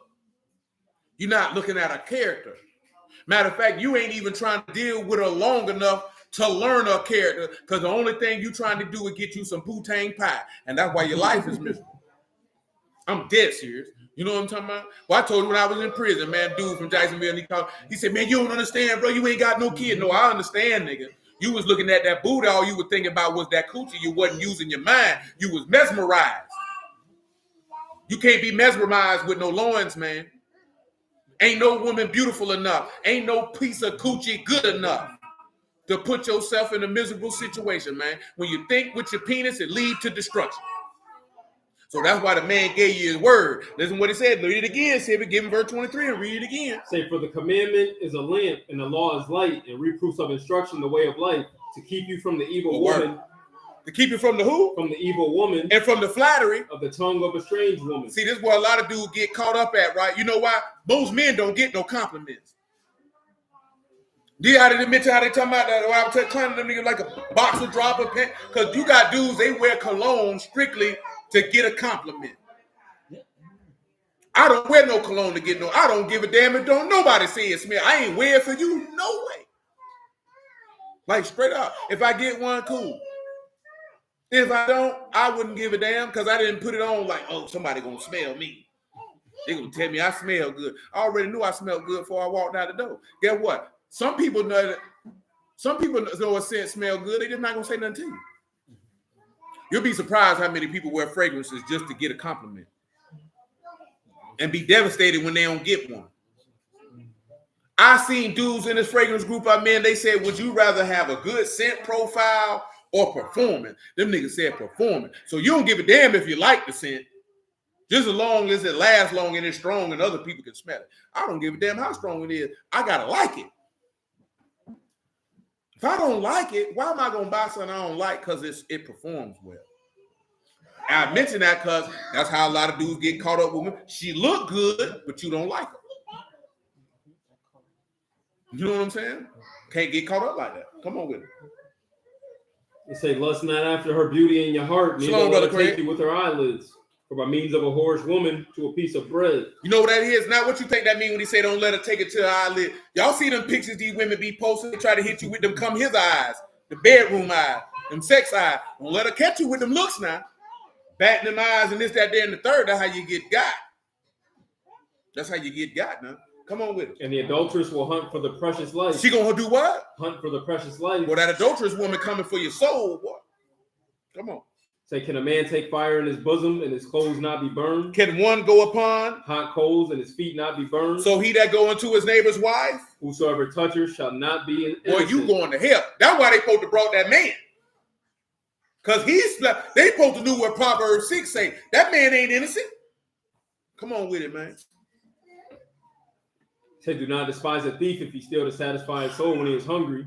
But if he be found, he shall restore sevenfold. He shall give all the substance of his house. Whoso commit adultery with a woman lack understanding. He lack what? Understanding. He lack what? Understanding. He that do it destroy his own soul. That man say he do what? Destroy his own soul.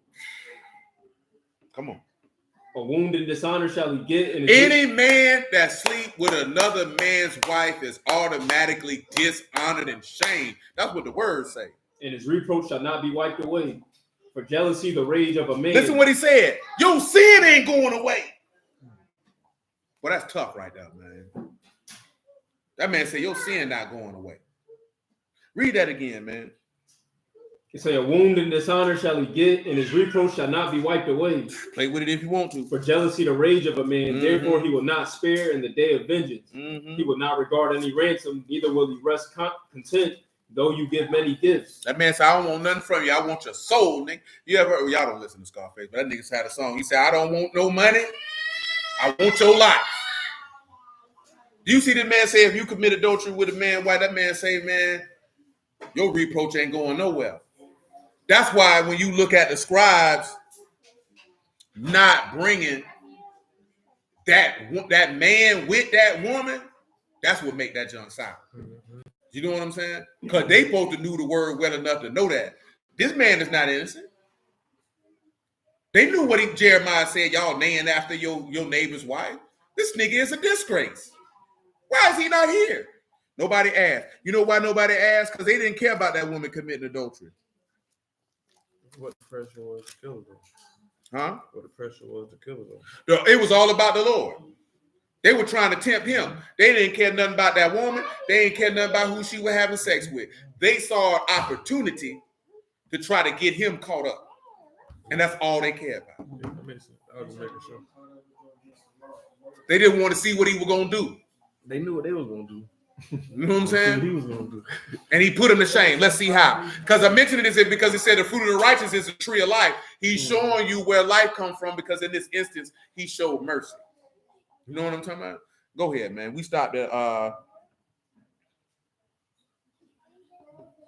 We in verse 5 of John. John 8 and 5, man. Make it photo. They say unto him, Master, this woman was taken in adultery in the very act. Now Moses in the law commanded us that such should be stoned. But what say you? See, that's all they came there for. Law say she's supposed to be stoned. What you say? In their mind, they like, we got that nigga. Got him. Boy, he say he law this, law that. Boy, we caught her with the rod in him. We got him. Gotta do something. We got him. That's how they feeling. We got him. Let's look at the Lord. This they said, tempting him that they might have to accuse him. See, that's all they were there for. But Yahushua stooped down and with his finger wrote on the ground. What he wrote. So when they continued asking him, he lifted himself up and said unto them, he that is without sin among you, let him first cast a stone at her. Paul, see, they added this as if he didn't hear him. That's how gangster the Lord was. They steady coming at him, he ignoring them. They're like, what we supposed to do? We caught her with the wee-wee. He said, I got a trick for you. If you ain't got no sin, you stone the first, my nigga. How about that? And of course, we know that's that Psalms 130. If the Lord would mark iniquity, who should stand? There's forgiveness with him that he might be what? Feared. Listen what happened after that. And again, he stooped down and wrote on the ground, and they which heard, being convicted by their own conscience, went out one by one, beginning at the eldest unto the last. Yahushua was left alone, and the woman standing in the midst. At least they was honorable enough to take their funky behind home. At least they were honorable enough to say, shoot, I ain't got no sin. I'm going to stone this girl. No, the nigga went home. Come on. When Yahushua lifted himself up and saw none but the woman, he said unto her, Woman, where are those your accusers? Have no man condemned you? Have no man what? Condemned you? Have no man what? Condemned you. What he said? She said, No man, master. And Yahushua said unto her, Neither do I condemn you. Go and sin no more. Now you see this here? This is the fruit of the righteous. Because it say the fruit of the righteous is as a tree of life. What's one of the fruits of the spirit? Read it again for him. See if it's Galatians 5:22. Joanne, be quiet. Don't nobody want to hear that. But the fruit of the Ruach is love, joy, peace, long-suffering, gentleness, goodness. We seen long-suffering. You seen gentleness here, and you seen goodness. Go ahead. Faith, meekness, temperance. You seen meekness here also, and self-control. And against such there is no law. And when there is no law, there is no death. And that's how you can see the fruit. Because remember, fruit is the product or the fruit of the actions. The fruit of his actions led to life. Did she die here? Amen, man. No, she didn't. See, a lot of people like to use that. He without sin cast the first stone. That ain't got nothing to do with nobody pointing out no sin fool. They were literally trying to stone this woman. You know what I'm talking about? It's about showing mercy when mercy is not owed. You know what I'm talking about? Because he like how y'all, because remember, get to John chapter 3, man. John 3 and 16. Make it 15. You can make it 14. And as Moses lifted up the serpent in the wilderness, even so must the Son of Man be lifted up, that whosoever believe in him should not perish, but have eternal life. For Elohim so loved the world that he gave his only begotten Son, that whosoever believe in him should not perish, but have everlasting life. For Elohim sent not his Son into the world to condemn the world, but the what? That the world through him might be saved. That's the whole point. That's why he didn't. He said, "No man condemn you." What she said? She said, "Nay, Lord." He said, "I don't condemn you either," because that's not what he came for. See, the condemnation is going to come on the back end. Yahushua didn't come to condemn nobody. Not while he was in the flesh. He ain't come to condemn nobody. Listen if you condemn. Because somebody asked me this. What does this mean when you condemn yourself? Listen to what he said. Say, he that believe on him is not condemned, but he that believe not is condemned already, because he have not believed in the name of the only begotten Son of Elohim. When you don't believe the word, you already condemned. And this is the condemnation that what light is that? is coming to the world. The light is coming to the what? Into the world. Listen, he said this is the condemnation. The light is what? Coming to the world. And men love darkness rather than light. what? Lest they what? Because their deeds were evil. Lest their deeds should be what? For everyone that do evil hate the light, neither come to the light lest his deeds should be reproved. So that's what the problem is. That's what the condemnation is. When the word comes, you don't want to change. You want to stay the same. You going to hell. You know what I'm talking about? On an express ticket. Swiftly. No stop go. You know the biggest thing I done seen with a lot of wicked people, man. A lot of wicked niggas want to justify or play the victim for the wickedness that they voluntarily participate in. Seeking some type of comfort and camaraderie and compassion because you evil as hell. Ain't nobody trying to hear that. Sit your funky behind down somewhere and get your life together. You know what I'm talking about? How you gonna complain and play the victim for the circumstances of your own wickedness? Ain't that what the book say? How can a living man complain for punishment for his sins? Niggas ain't even getting punished and they complaining. Man, she shouldn't do me like that. Well, stop lying on people and they won't. Stop causing controversy. You won't have them problems. I was just listening to this lady, right? It was funny. The podcasting, but I only see reels because I ain't watching the whole podcast. For what? You know what I'm talking about? But the lady was talking about how men, you talking about y'all be friends with dudes and you know what I'm saying? Y'all don't have this type of thing. He said that's what your whole problem is. She talking about how could you call this man your friend if you going through something and you can't even call him? Because they talking about women slot their friends. I say men slot. He was like men slot their friends too. His point of the matter was this here, right? And you notice this over the course of time that most women don't know how to maintain friendships for an extended period of time. You know what I'm saying? Now, Jimmy was riding, and Jimmy knew the same thing that I did. Men don't have these problems for one reason. And you know what that one reason is? Because if there's an issue, they will address it directly.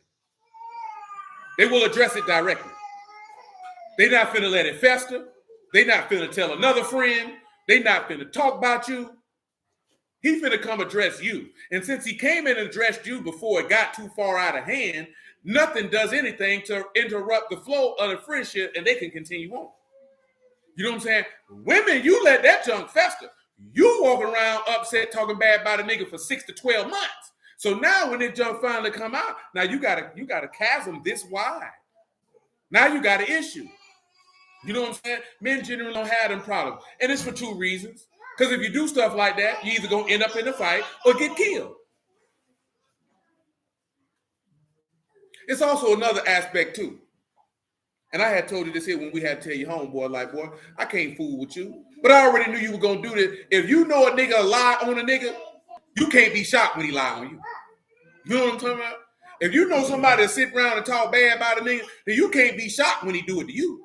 You supposed to already knew this is in him. He capable of doing this. So when he do it, it should be no shock. See, sometimes women will see somebody do that, then you shocked when they do it to you as if you was above the fray. Well, if you know she sleep with niggas, man, you can't be shocked when she try to sleep with yours. Notice I said try, because she can't have sex with him unless he give.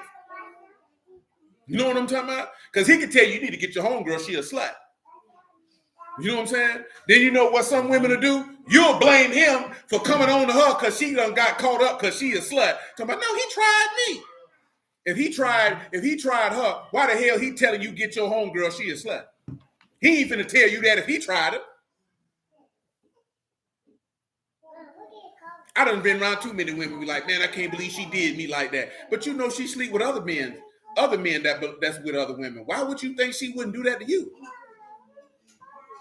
It's just like dudes know, right?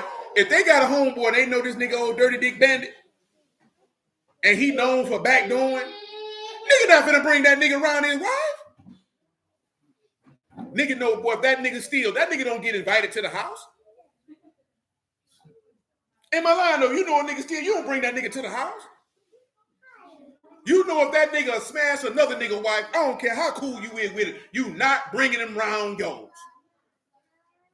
Dudes will do that. Well, why you friends with him? Hey, we cool and all, but I know, hey man, this is as far as we go. And I'm not mad at him, because I'm not finna put myself in a position where I gotta bust this nigga upside the head with a sledgehammer. Right? Look here, right? If you know a nigga a hothead, you ain't finna take that nigga nowhere. The way you can end up getting in a fight because he can't control himself. If you know it's gonna be alcohol there and this nigga can't hold his alcohol that he want to fight, you gonna invite him? And guess what? Remember to get upset, they ain't invite me. If a nigga be like, man, why you ain't tell me y'all were going to such and such? Because boy, they had liquor around there. He already know what you gonna say if y'all really friends. Well, you know why I ain't call you, but they had liquor around there. You right. I said, I ain't feel like fighting tonight. And the dude will look you dead in my line. Well, you right. Because I know how I be. Nigga, look at you know how you get down now. You right. You know what I'm saying? Women had that, it's different. That's why you can see dudes for the most part had the same friends for 30, 40 years. They ain't finna let nothing get that crossed up. That's why when a man do some sour stuff to his homeboy, it hit different. Because you be like, damn, man. Now I gotta cut y'all. And I really love this nigga too, man. But I can't fool with him no more. You know what I'm saying? I ain't gonna lie. Most men encounter this one here. Shalom, brother Shaul. That's a nigga hating on him because he done came up. That's what niggas experience more than anything. Because niggas be upset that you done came up on the come up and he's still stuck. He mad at you. That's what most men experience. And you know what I'm saying? That's unfortunate. Because that nigga got hole in his blood.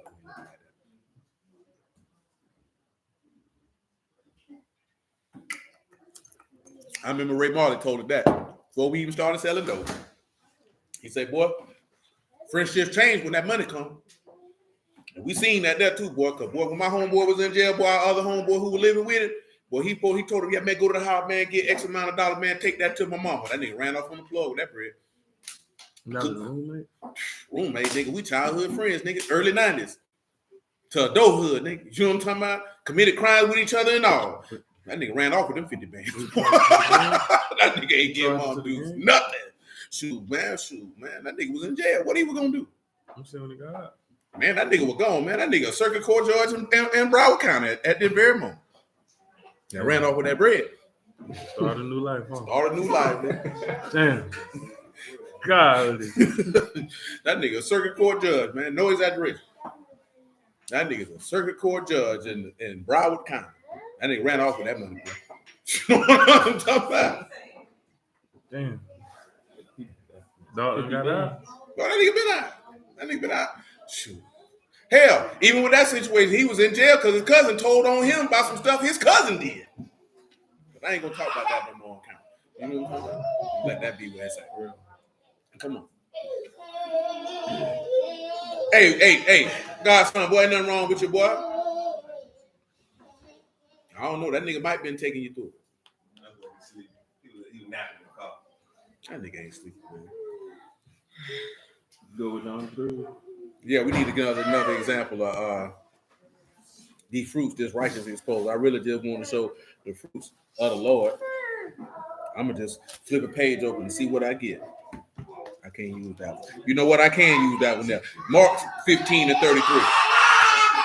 Let's look at faith. Just a little faith, a little bit of love. A little bit of faith, a little bit of love. Mark 15 and 33.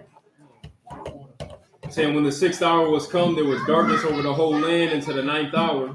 And at the 9th hour, Yahushua cried with a loud voice, saying, What did he say?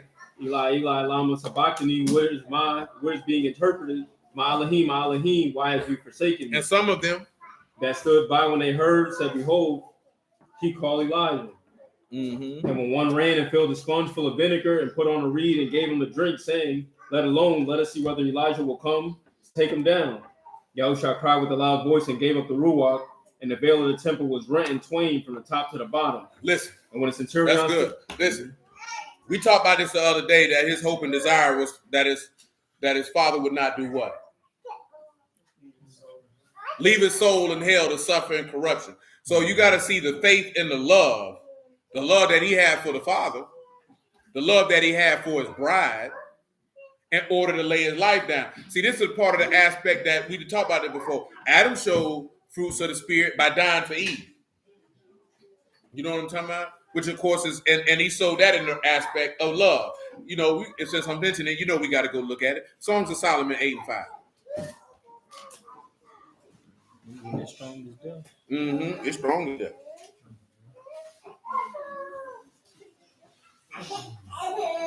See, again, the only way that these fruit, the reason we're looking at this here, if the fruit of the righteous is a tree of life, and Yahushua exhibited all these fruits, this is why he was able to resurrect from the dead. Because if you eat from the tree of life, what he said they'll do? He said they have knowledge of good. At the end of the day, let's put it to you this way. Matter of fact, what I asked you to read. Songs of Solomon 8 and 5. Before you read Songs of Solomon 8 and 5, I want you to read me Genesis 3 and 22. Let me do this here. What you doing? She say she trying to spy on you, man.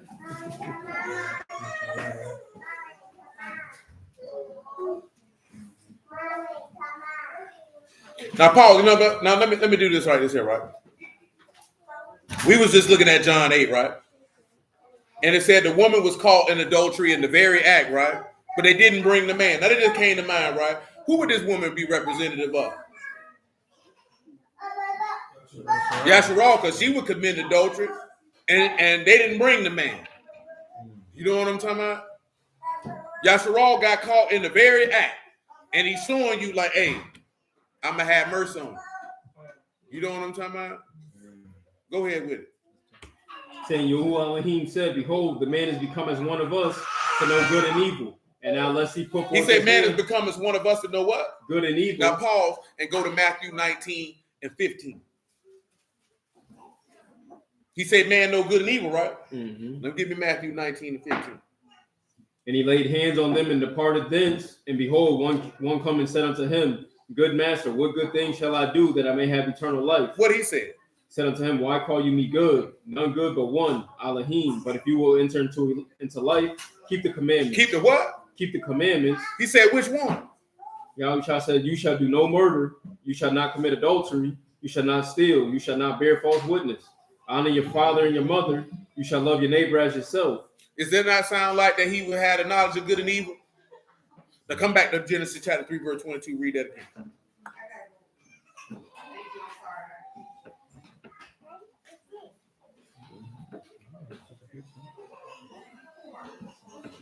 And Yahuwah Elohim said, behold, the man has become as one of us to know good and evil. And now lest he put forth his hand and take also of the tree of life and eat and live forever. Lest he eat forth of the tree of life and do what? Live forever. And eat. And live forever. Now pause. Now that's what we looking at. To see that Yahushua took part of the tree of life so he could live forever with the knowledge of good and evil like he kept Adam from having. You know what I'm talking about? Because can we say safely that Yahushua had knowledge of good and evil? But he ate from the tree of life and he lived forever to give you the ability that when you got knowledge of the law, for you to be able to live forever. And this is how. Galatians 2 and 16. Make it 15. Oh, we going hard. We Yahudims by nature and not sinners of the Gentiles. We ain't sinners like them. Knowing that a man is not justified by the works of the law. Was Adam justified by the tree of knowledge and good and evil? No. But by the faith of Yahushua HaMashiach, even we have believed in Yahushua HaMashiach that we might be justified by the faith of Mashiach. See, Adam could have been justified by the tree of life, but they declined. You know what I'm talking about? But now you get to be able to have access to be justified by the tree of life with the knowledge of law simultaneously that he kept Adam from having access to. Continue. And not by the works of the law, for by the works of the law shall no flesh be justified. Nobody. But if while we seek to be justified by Mashiach, we ourselves also are found sinners, therefore Mashiach, the minister of sin. He said, if you seek to be justified by faith and you found a sinner, did this man serve you sin? God said no. Go ahead. For if I build again the things which I destroyed, if I build again the things that I destroy, I make myself a what? A transgressor. So why you rebuilding sin if you destroyed it? Now you're a rebel because you know what you're doing. Go ahead. For I through the law am dead to the law that I might live unto Elohim. He said, I to the law am dead to the what? Dead to the law. That you might live to who? Unto Elohim. And Elohim live for what? Because if you eat from the tree of life, you'll live forever. The fruit of the righteous is as a tree of life. The fruit of their actions is as the tree of life. What is the common denominator with the tree of life? You live forever. Continue. I am crucified with Mashiach, nevertheless I live. Yet not I, but Mashiach live in me. The word live in me.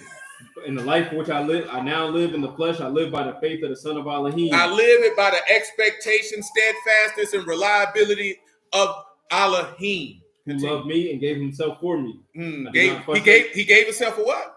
For me. Gave himself for who? For me. Ain't that what Adam did for Eve? Okay, come on.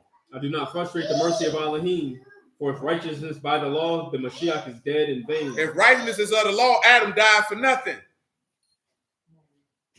Songs of Solomon 8 and 5.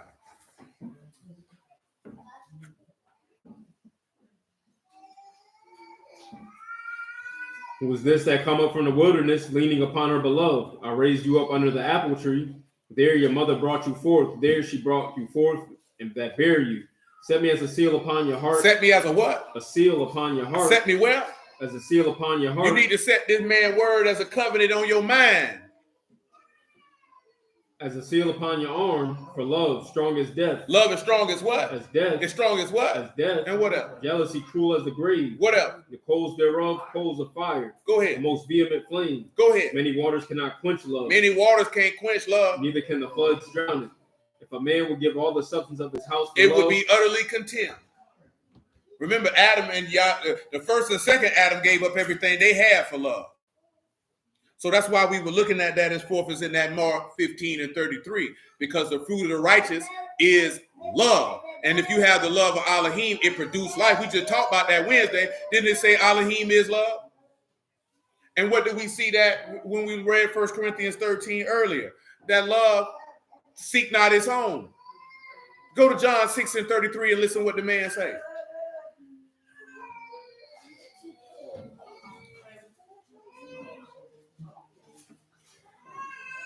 For the bread of Elohim is he which come down from Shamayim and give life unto the world. Then said they unto him, Master, evermore give us this bread. Yahushua said unto them, I am the bread of life.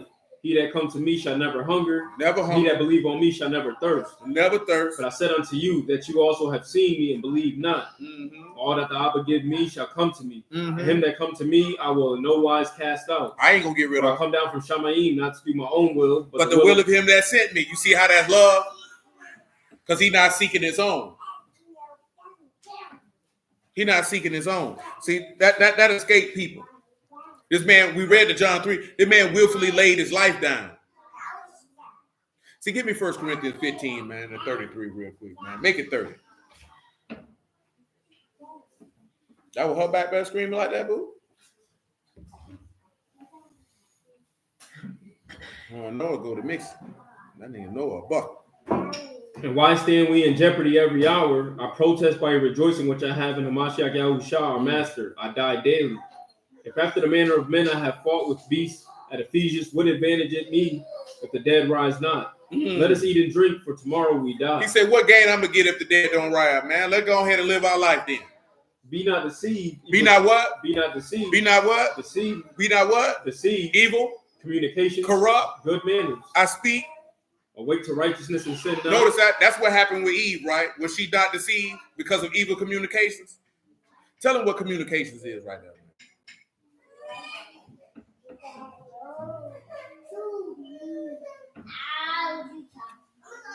That's homilia, that's companionship, intercourse, or communion. Communication. So what he talking about, it's not in communication, it's forth in speech. What is communion? That ain't just breaking bread. Communion is actually intertwining you to become one. That's intimate interaction. When you got evil friends, it's going to corrupt your good manners. Whenever we read the other day, I will not what? Know an evil person. Tell them what good manners is, man. Like I told y'all Wednesday, man, if you think you wiser than Solomon and you're going to get around what happened to him, you lying to yourself. That's why he say, be not deceived. Basically, evil company, evil friends will corrupt your good manners in Mashiach. It's going to happen. Good is Christos, that's fit for use, useful, virtuous, good, pleasant, manageable, better, easy, good, gracious, kind. And manners is ethos, a customary abode, a dwelling place, haunt, customary state, a custom usage, morals, character, moral habits, manners. Your good manners, your good character, your good values, evil friends gonna corrupt it. That ain't what I said. That's what God say. Amen, man. Amen. That's what God say. That ain't what I say. You know what I'm talking about? Hey, what he told you. Straight is the gate and narrow is the way. And if he few there that find it. Because a lot of people feel like, not my friends. That's how I know you're going to hell, because you're stupid. You know what I'm saying? Not my mama, not my daddy. I know you're stupid. Because you putting them above what the word say. So you think the word don't apply to them. Which means in your heart, you believe the word don't apply to you. This ain't to castigate or denigrate nobody, friends or family. This is just the reality of the situation. It's just the reality of the situation, man. And truth be told, it don't matter if they know they're Israelite. And they say in the word, if that nigga is evil, you are eventually going to be corrupted by them. That's why he said, be not what? Deceived. Evil communications corrupt good manners. When you are, that's why you can't be like, oh, it don't matter if the brother sin. Oh, it matters. Because if you hanging with 5 sinners, nigga, you gonna be the 6th. Because it's only 2 things that can happen if you surrounded by a bunch of sinners. Because you stand on the word, they're gonna be offended and separate themselves from you, or you gonna go along with what they're doing. And see, going along with what they're doing is not just only participating. It could be making an excuse for their conduct or turning your head from it. Because your law say don't turn your head from what them niggas doing. Your law say rebuke your neighbor, didn't it? So if you ain't going to rebuke them, that means you sitting there watching it. And if you sitting there watching it, that means you co-signing it. And if you co-signing it, you might as well be participating in it. If you got a homeboy, he say he in the word, and you know he finna go ride and sleep with another man's wife, and you don't say nothing to him, you might as well went and had sex with her too. Because you complicit. Because you knew and didn't say nothing. You think who are going to be like, you know what? That's how a lot of Bruce feel. I ain't doing it. But if you were aware and you knew and you ain't say nothing, oh, you might as well went and did it too. Come on, Joanne. I mean, is it wrong? That's what people don't consider. Man, you can't be around there hanging with niggas living like that, man. You can't do that. You can't tell me that's my friend. We just working on this right here. I ain't working on nothing with that wicked nigga. Hey, that's how a lot of Bruce feel, don't it? Or we doing music together. We buying land together. We farming together. We getting money together. I can't get no money with you. I can't do nothing with you. Then we just read the other day, he said, I must not, you don't eat with fornicators. He said, don't eat company with them. Then we didn't read Psalm 101. He said, I won't know a wicked person. I'm not going to know you by experience. I'm not going to be no intimate companion with you. Didn't he say, blessed are those who don't stand in the way of sinners? He said, you like the tree of life because you who ain't standing in the way of sinners. That's when people, you too heavily minded to be any earthly good, but I won't be going to hell. I bet you that. Now, earthly good, that hoe. Straight up and down. Because you know why? Because people are scared to make a difference. So they feel like I got to be XYZ and go along with XYZ in order to seem like I'm still a man of the people. Man, bump that. You know what I'm talking about? I'm not participating. I ain't got to talk down on you or denigrate you to let you know, nah, bro, I'm not participating in that. And as long as you participating in that, I can't be fooled up with what you got going on. It's not hard, bro. That's called being a man. Because, see, the reason why I say this is hypocritical, because the niggas will draw the line. If the nigga was taking penis in his butt, niggas not going to fool, right or wrong. I'm saying this like this for a reason. If it was a nigga in the word and say you want to do XYZ with him, but you found out he like hot dogs in his bun, you not finna fool with him no more. You not finna fool with him no more. Niggas will sleep with niggas will be cheating on their wives, sleeping with other niggas' wives, and you'll still do business with him. You'll still do business with him. You draw the line at booty bandits, but you don't draw the line at that. I draw the line at both. I'm not fooling with you, bro. I'm not fooling with you, bro. I don't care what we got going on. I'm not fooling with you, my nigga.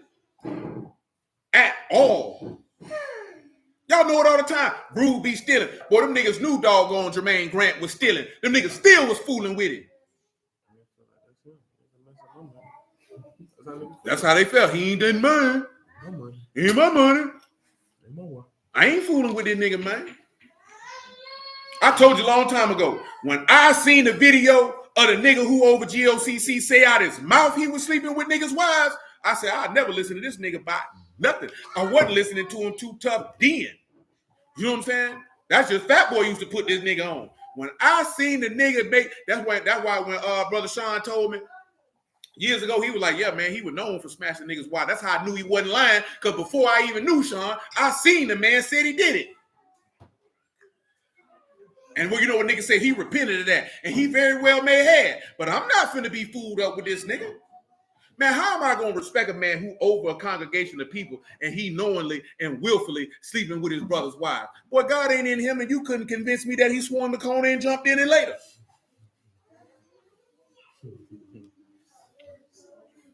And I don't care how anybody feel about it. You know what I'm talking about? I don't care what you think about it, because I ain't telling you what I heard. I ain't telling you what a nigga told me. I heard the nigga say he did it.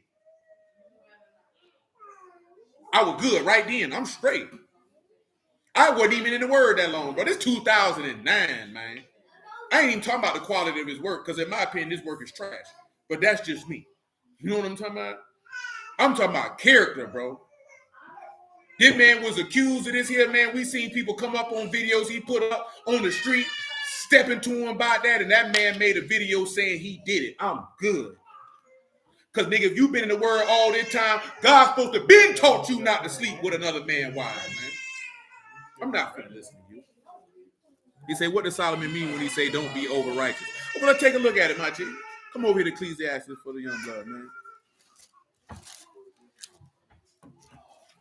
It's over here in Ecclesiastes 12, if I'm not mistaken. Now, let me read this out loud. He said, what does Solomon mean when he said don't be over righteous? I've seen people use that scripture to justify being evil. See, you got enough sense to know that they justify being evil. So praise be to Yahuwah for that. You already know the play. You know what I'm talking about? Because these niggas evil as hell. Yes, sir. I'm trying to make sure I find the verse.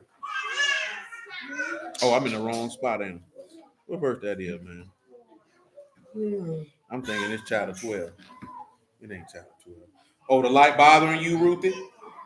It's Ecclesiastes. I know it's in Ecclesiastes. 7:16. Yeah. Come over here to Ecclesiastes 7. I ain't looked at it. Well, we did look at it not too long ago. I think 7.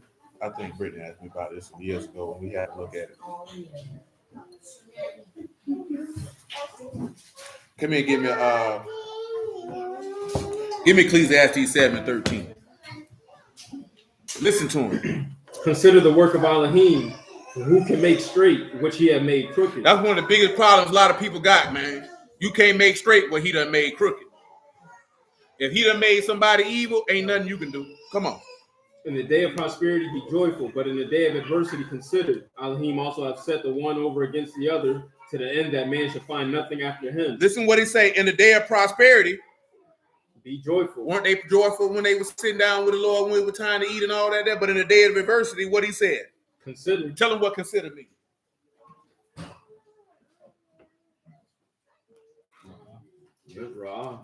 To see, to look at, to inspect, to perceive, to consider. To consider. Listen, he said, in the day of adversity, consider. Elohim said what?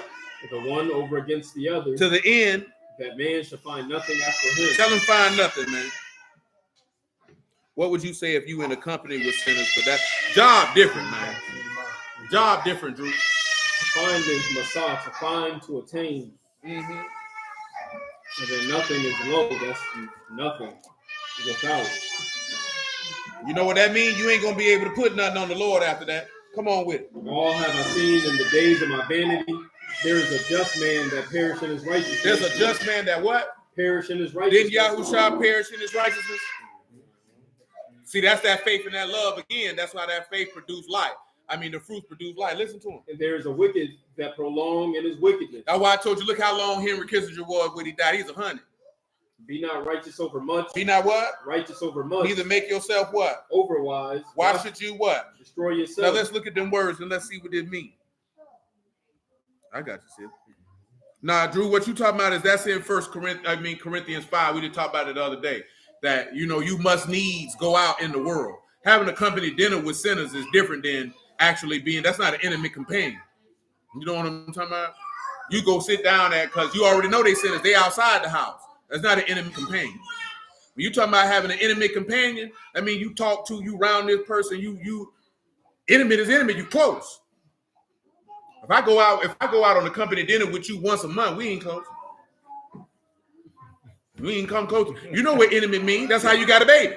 You was intimate. You were closer than close, nigga, closer than butter plate too. You know what I'm talking about?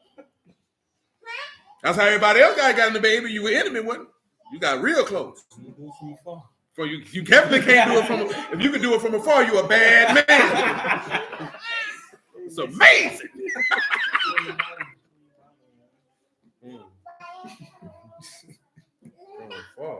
From afar. When you look at be not righteous over much, it's really pretty much straightforward. When you're looking at over much, that's great or numerous, large, enlarged, to multiply or to increase. Or why should you neither make yourself over wise? And that's to be too smart for your own good. Yeah, don't be too. Yeah. Know what I'm saying? Don't be so smart you're dumb. See, when you look at that, he says, because why should you destroy yourself? And you know what a good example of that is from? It's the scribes and Pharisees. Yeah.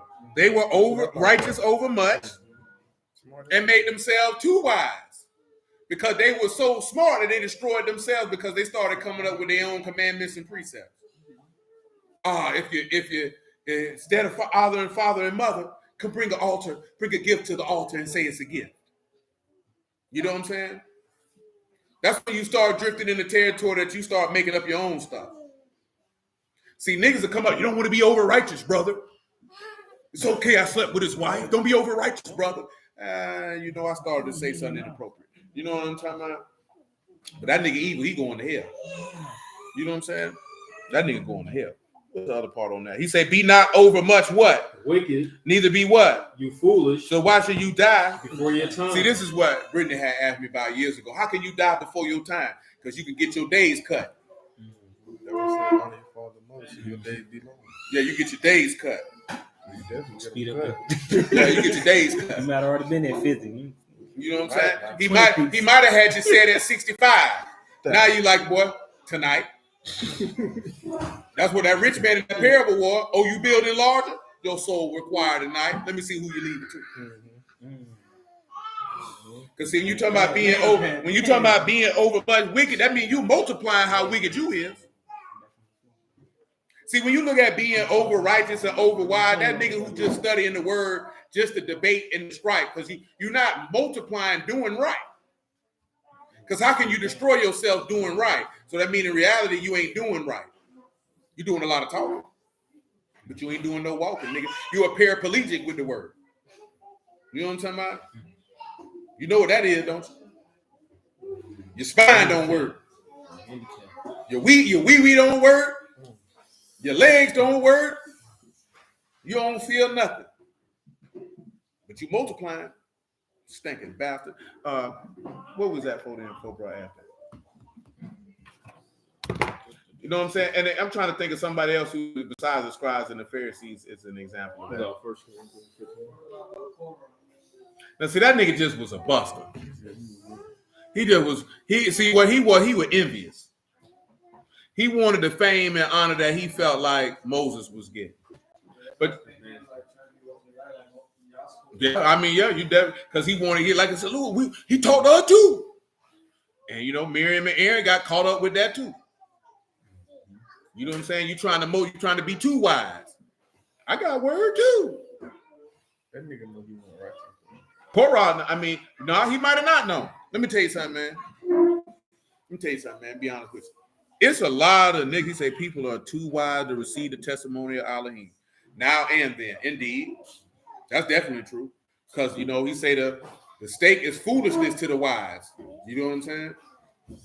I'm be honest with you, man. There's some dudes out here, man, they don't really think they wicked for real. And they don't believe that they really wicked, man. They ain't thinking, you looking at it like, that nigga evil as hell. But in his mind, he don't believe that. That's the mind he gave you, right? Some of them might not be doing nothing egregious. He might feel like, oh, I ain't worshiping idols. I ain't sleeping with niggas' old ladies. But he full of hate. But he don't realize he full of hate. He full of envy. He don't realize he full of envy. He malicious and spiteful and contentious. Niggas be filled up with all that, man. Shoot, Big Reef like that. That nigga don't realize he like that. That nigga ain't realize he like that. Shoot, Deacon Feelgood probably ain't realize he had some of that in him. You know what I'm talking about? I ain't saying that just like to poke at them, to being honest, because it's coming out. They're not even realizing that you behaving like that. So they don't see it as wrong because they don't even perceive that they doing anything that would be considered to be wrong. You know what I'm saying? I feel that. And most of the time, niggas is only like that because nobody ever pointed it out. And if you young and you around other people who may or behave that way, or they don't behave that way, but they can't recognize that that's not right, nobody says anything to you. So then you go years of behaving like that. You don't believe it's wrong. You know what I'm saying? Because like I said, it's not an overt violation against Yahuwah. You know what I'm saying? The way you know, like, this is wrong. Like you knew if you wasn't married, you smashing all these women, you know you wrong. But you don't really realize you got envy in you. I ain't gonna lie, a lot of envious and jealous dudes don't even realize they envious and jealous till somebody really pull their card and show them like, hey boy, you real suckerish right now. Y'all done seen that? You done been around seeing some niggas they didn't even realize they was moving in a jealous space? I'm trying to. I feel you though. You know what I'm saying? They didn't even realize it. Because the reason being because it's such a horrible emotion, if you would, that when it overtake a nigga, he don't realize he been overtaken by it because he can't see it. Because the jealousy and the envy got him blind. You know what I'm saying? So he can't even see that it's overtook him till something happened. And then that mirror get put on him. And he either gonna be ashamed or he gonna be like, Bumper, we here now. I'm gonna just ride it all the way out. But most of the time niggas be ashamed because they don't even realize, like, damn, I was really acting like that. But by the end, whatever relationship that there was to have has been destroyed. So it ain't even a chance for them to be able to reconcile that back. You know what I mean? Because it's been destroyed. Yeah, it's been destroyed. Ain't nothing you can do. Yeah. You know what I'm saying? And like I said, man, that's not something that I'm not mentioning that. Now some niggas evil as hell like that, but they know they doing it. I'm more so talking about Dude, that's why it's easier to have compassion on. What do you say? Who can have compassion on those who are ignorant and out of the way? You can tell like this nigga don't even know he acting like that. So how am I gonna come at this nigga with some aggressive energy or whatever the case may be when I can see that he don't even realize that, boy, you know you ain't supposed to be acting like this, bro. You know what I'm saying? I was thinking like, oh, you're killing. Right. And that's a fact, but he didn't think He ain't think he doing nothing wrong. He think he justified. He thinking the word backing him. You know what I'm saying? y'all had a show when you wrong. Yes, sir. That conversation about that silver Trump was coming. Oh man, you can call me whenever, bro. You already know, man. That's a light thing, my G. You know what I'm saying? Like you got to think about that, man. People be doing stuff they really don't be thinking that they wrong, and not on the tip of I'm justifying myself in my mind to be right. You know what I'm saying? Like they really don't think they doing nothing wrong, and usually it's because nobody ever told them. You know what I'm talking about? Like, nah, bro, this not. Imagine if you ain't never been raised by a man and you've been raised by a multitude of women. It's a lot of things that you gonna do that you not gonna believe wrong just because of your close proximity to female energy. That when you start coming around men and they looking at you like, what the hell is wrong with you? And you think it's something wrong with the men because ain't nobody ever told you this is not how a man acts. You know what I'm saying? But that's coming down to, again, one of the aspects of long suffering, having compassion. You know what I'm talking about? See, what that's at in Hebrew, boy? He said that's chapter 2. We ain't read that in a long time off the page.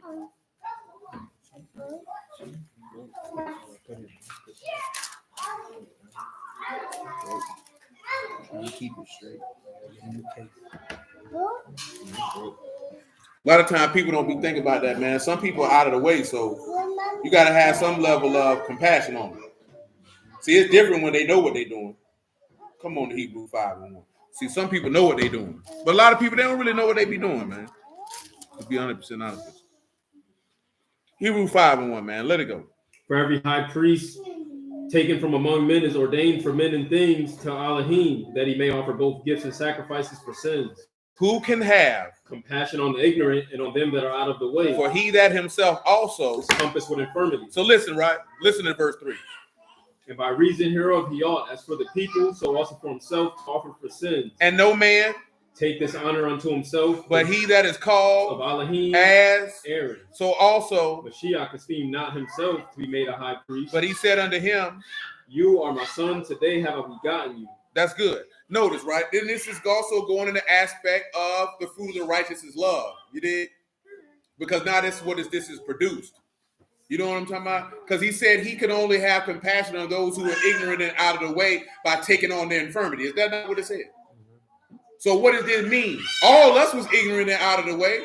You didn't know God. Get John 17:21. You didn't know God. You outside the way of Kadash. Who else is going to have compassion on you? That's why sometimes you have to remember. See, there's a difference. Remember, he said ignorant. When he was on the stake and he was dying, what did he say? Abba, forgive them. They know not what they do. See, we ain't talking about you say you see and your sin remain. You know what you doing. Man, most people out here, man, they don't really be realizing what they be doing. Man.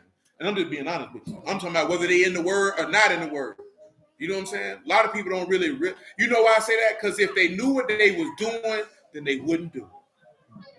That's what to do with Abraham, right? You know what I'm saying? He ain't labeled. He said, I ain't know. Yeah, he didn't know. God came to me. And he had compassion on him. Nah, I say, I already knowing your integrity, you did it. That's why I ain't allowed that to happen. You know what I'm saying? Which is showing that Elohim delivered the godly out of temptation. But I'm also mentioning that on the aspect of, you say, I'm a son of God. You say you a daughter of God. Well, there's a certain level of compassion you're supposed to move with. There's a level of compassion you're supposed to move with, even if you know a nigga know what they doing. Or how you interact with them. See, just because somebody doing evil, that don't give you license to be a nigga. You know what I'm talking about? He said we don't take our freedom as for a cloak for maliciousness. You know what I'm talking about? No, that's not what that means. You know what I'm talking about? You still supposed to move with some level of skill. Just because this nigga even, well, I had to tell, well, because yesterday, boy, Jimmy finna crash out. You know what I'm talking about? Oh, I'm dead serious, boy, you're finna crash out. When you had pulled up, That nigga was on the phone cussing his baby mama out so bad, boy. I thought we were gonna go to jail. He would, you know how some people be on the phone cussing somebody out so bad that the police see you doing that, they pulling up to mess with you. Well, that's how bad he was going. He had to he said, boy, I'm gonna go that whole run, I'm gonna beat that whore. I said, don't do it, bro. I said, who that's gonna hurt? I said, they ain't gonna hurt her. You the one going to jail. He said, I know. I said, nah, boy, don't do that. You know what I'm talking about? See, he know it's wrong, but guess what ends up happening? He said, part of my brain telling me, boy, don't do that. The other part of my brain, like, beat that hoe up. That's what I mean. You can have that aspect where in your mind, you can know something wrong and your flesh would be trying to convince you ain't nothing wrong with it.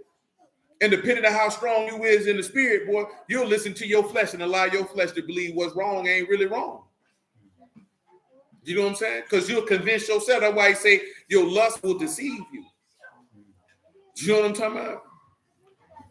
It'll deceive you in a heartbeat. Let me see. He said, so the high priest had to offer his own for his own sin. New Testament bishop must be blameless. Is that because the indwelling in the room?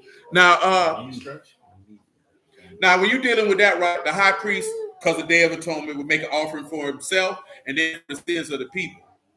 Now, in the aspect of the New Testament bishop being blameless, it's not necessarily because it wasn't the indwelling of the Ruach, but he the head of the household. So as we read earlier about what we read with the managing godly affairs, godly edifying, you can't manage a household if you are not of what it is that you're expounding to the household.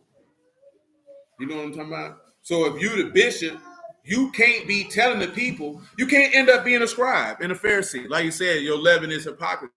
You can't be telling them don't commit idols and you got a doggone altar in the back to Vishnu. You can't be telling these people don't commit adultery and you done slept with 4 members' wives. I ain't getting no tornado. Emergency alert. We got a tornado coming. Take shelter. You got 22 minutes. We know what to do. Doors, no, I don't know. Tornado take heat. They tell doors go outside and huff and puff. It's going. They ain't no watch, but that's a warning. I ain't going to. Everybody in the hallway. They say that the warning ended in 22 minutes.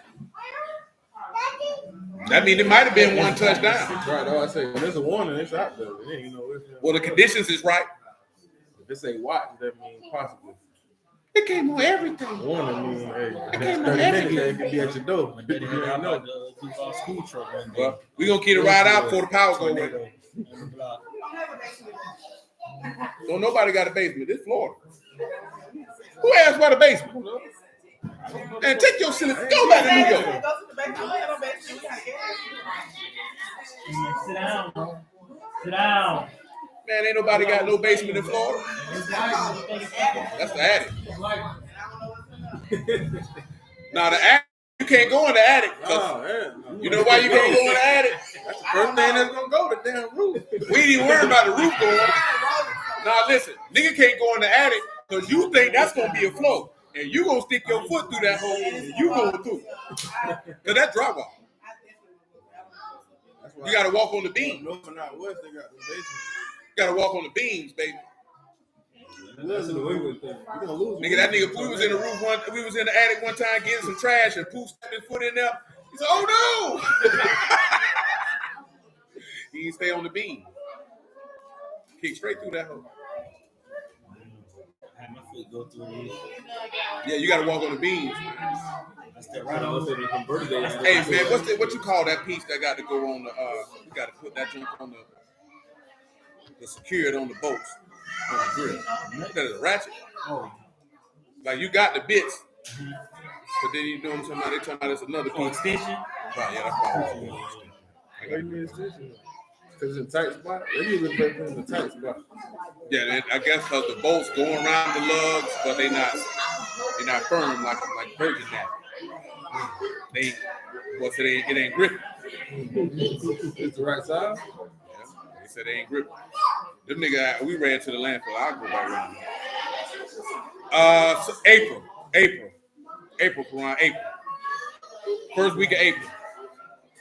We talking about the password.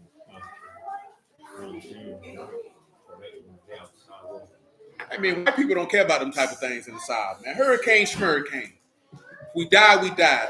And if it's a man, he probably like, I've been ready to die to get away from this woman for the last 10 years. You shaking your head, you ain't know a lot. You know what the funny thing in the world, you go clean somewhere and the dude be married and he be telling you how much he hated his wife.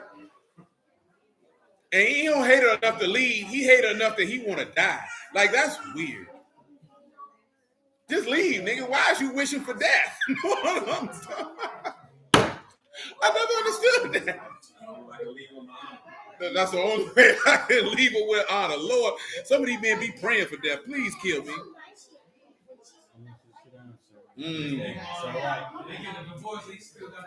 He still got to deal with it. He see, at least if I'm dead, I ain't got to deal with it no more.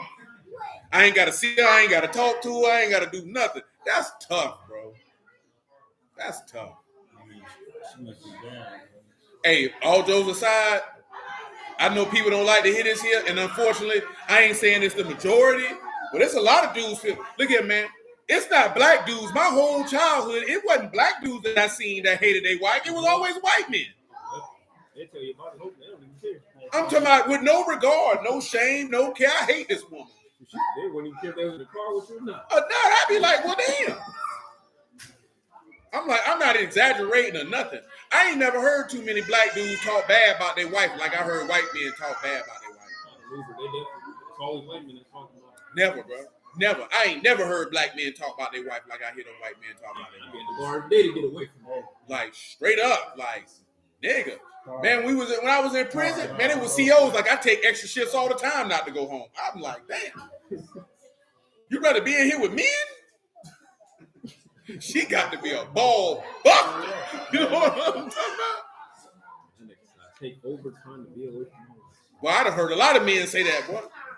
Boy, my first experience of seeing men not going in the house was white men. Like just sitting in the driveway looking. You know what I'm saying? I'd be like, bro, why you don't want to go in the house? Man. I'd be like, bro, just leave, bro. Sit in the car for 20, 30 minutes before they go in the house. Man, I'll be honest with you, bro. Before I do all that, I'll pay her to leave. You worry about her taking something? Man, my peace of mind better get this money and leave, man. Just get it and leave.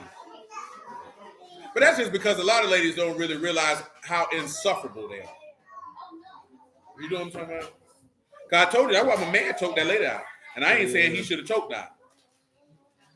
But that's why he did it. She was insufferable. You know what I'm talking about? And her conduct, like I said, her conduct doesn't denote that that's what he should have done, but she should have seen that coming.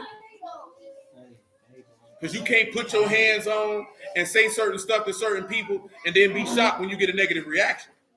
See, look here, right? Y'all already know, we don't condone nobody putting hands on nobody, but you need to be an adult and be aware of, well, there's certain things you can't say or do and then be shocked when you get a negative reaction.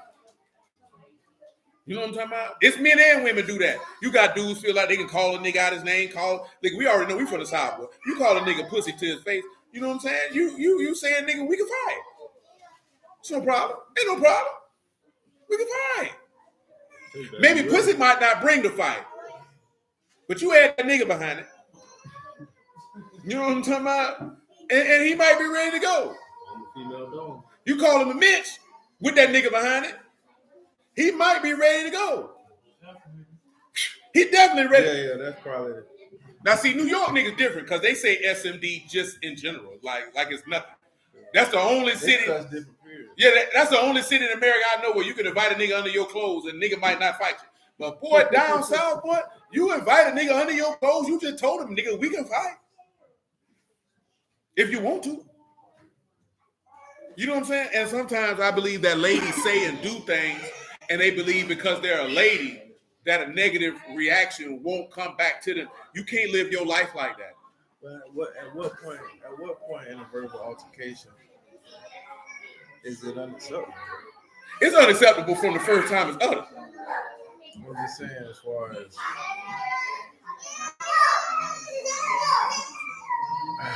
and the reason why I say that is once it's uttered, you don't know who you uttering that to per se. I'm just saying, and how far they willing to go. Aimed at you at what? Now, let's see if it's aimed at me. I'm gonna sit back and look at What do I have to lose? Is what do I have to lose worth engaging with this particular person?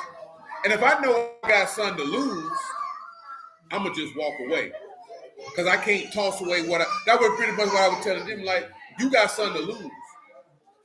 She wants you to lose.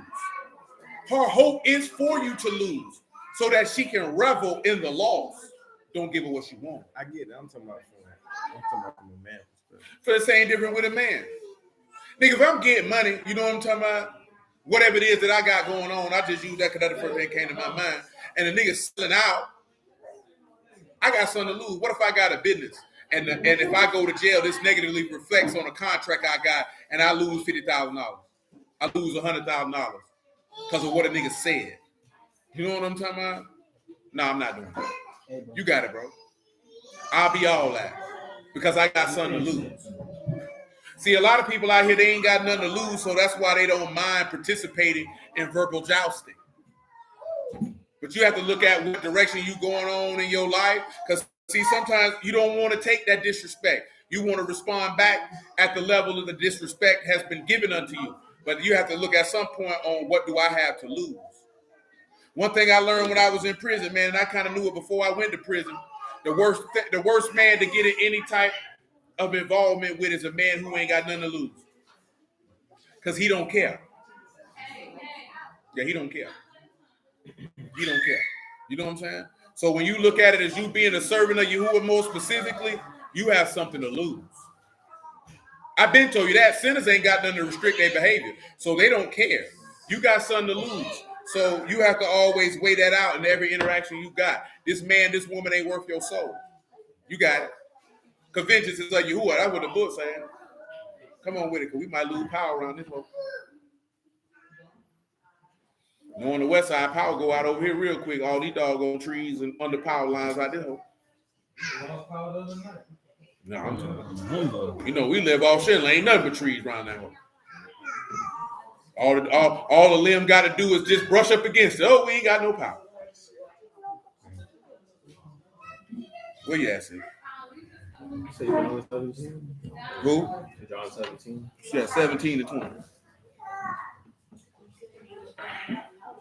It say, neither pray I for these alone, but for them also which shall believe on me through their word, that they all may be one as you, Abba, in me, and I in you, that they also may be one in us, that the world may believe that you have sent me. Mm-hmm. And the esteem which you gave me, I have given them, that they may be one, even as we are one. I in them and you in me, that they may be made perfect in one, and that the world may know that you have sent me and have loved them as you have loved me. Abba, I will that they also whom you have given me be with me where I am, that they may behold my esteem which you have given me, for you loved me before the foundation of the world. Mm-hmm. O righteous Abba, the world have not known you, but I have known you, and these have known that you have sent me, and I have declared unto them your name, and will declare that the love wherewith you have loved me may be in them, and I in them. Mm-hmm. Notice he said, Kadash Abba, they having what? They ain't known you. Drew said he got a homeboy that can't take disrespect. He lose his job over it. So I always give him advice that he just blow me off call. You know what I'm talking about? So, I mean, you got people who like that. You know what I'm saying? But you got to remember what you got to lose out here, man. Let's go on here and stop, man, cut this thing off, man, because the last thing we want to do is the power go out or the internet go out. You look what happened? Because I ain't going to reboot it. So. We'll say hallelujah for Yahusha. We'll go ahead and cease and desist for right now just because it's a real live thunderstorm out there, man. They done sent the tornado warning. Watch yourself, baby. News for Jackson ain't got nothing on here. Oh, there it is.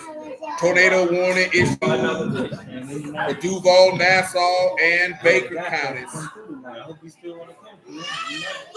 It expires at 5 o'clock. What is it, about 10 minutes? About 10 minutes, bro.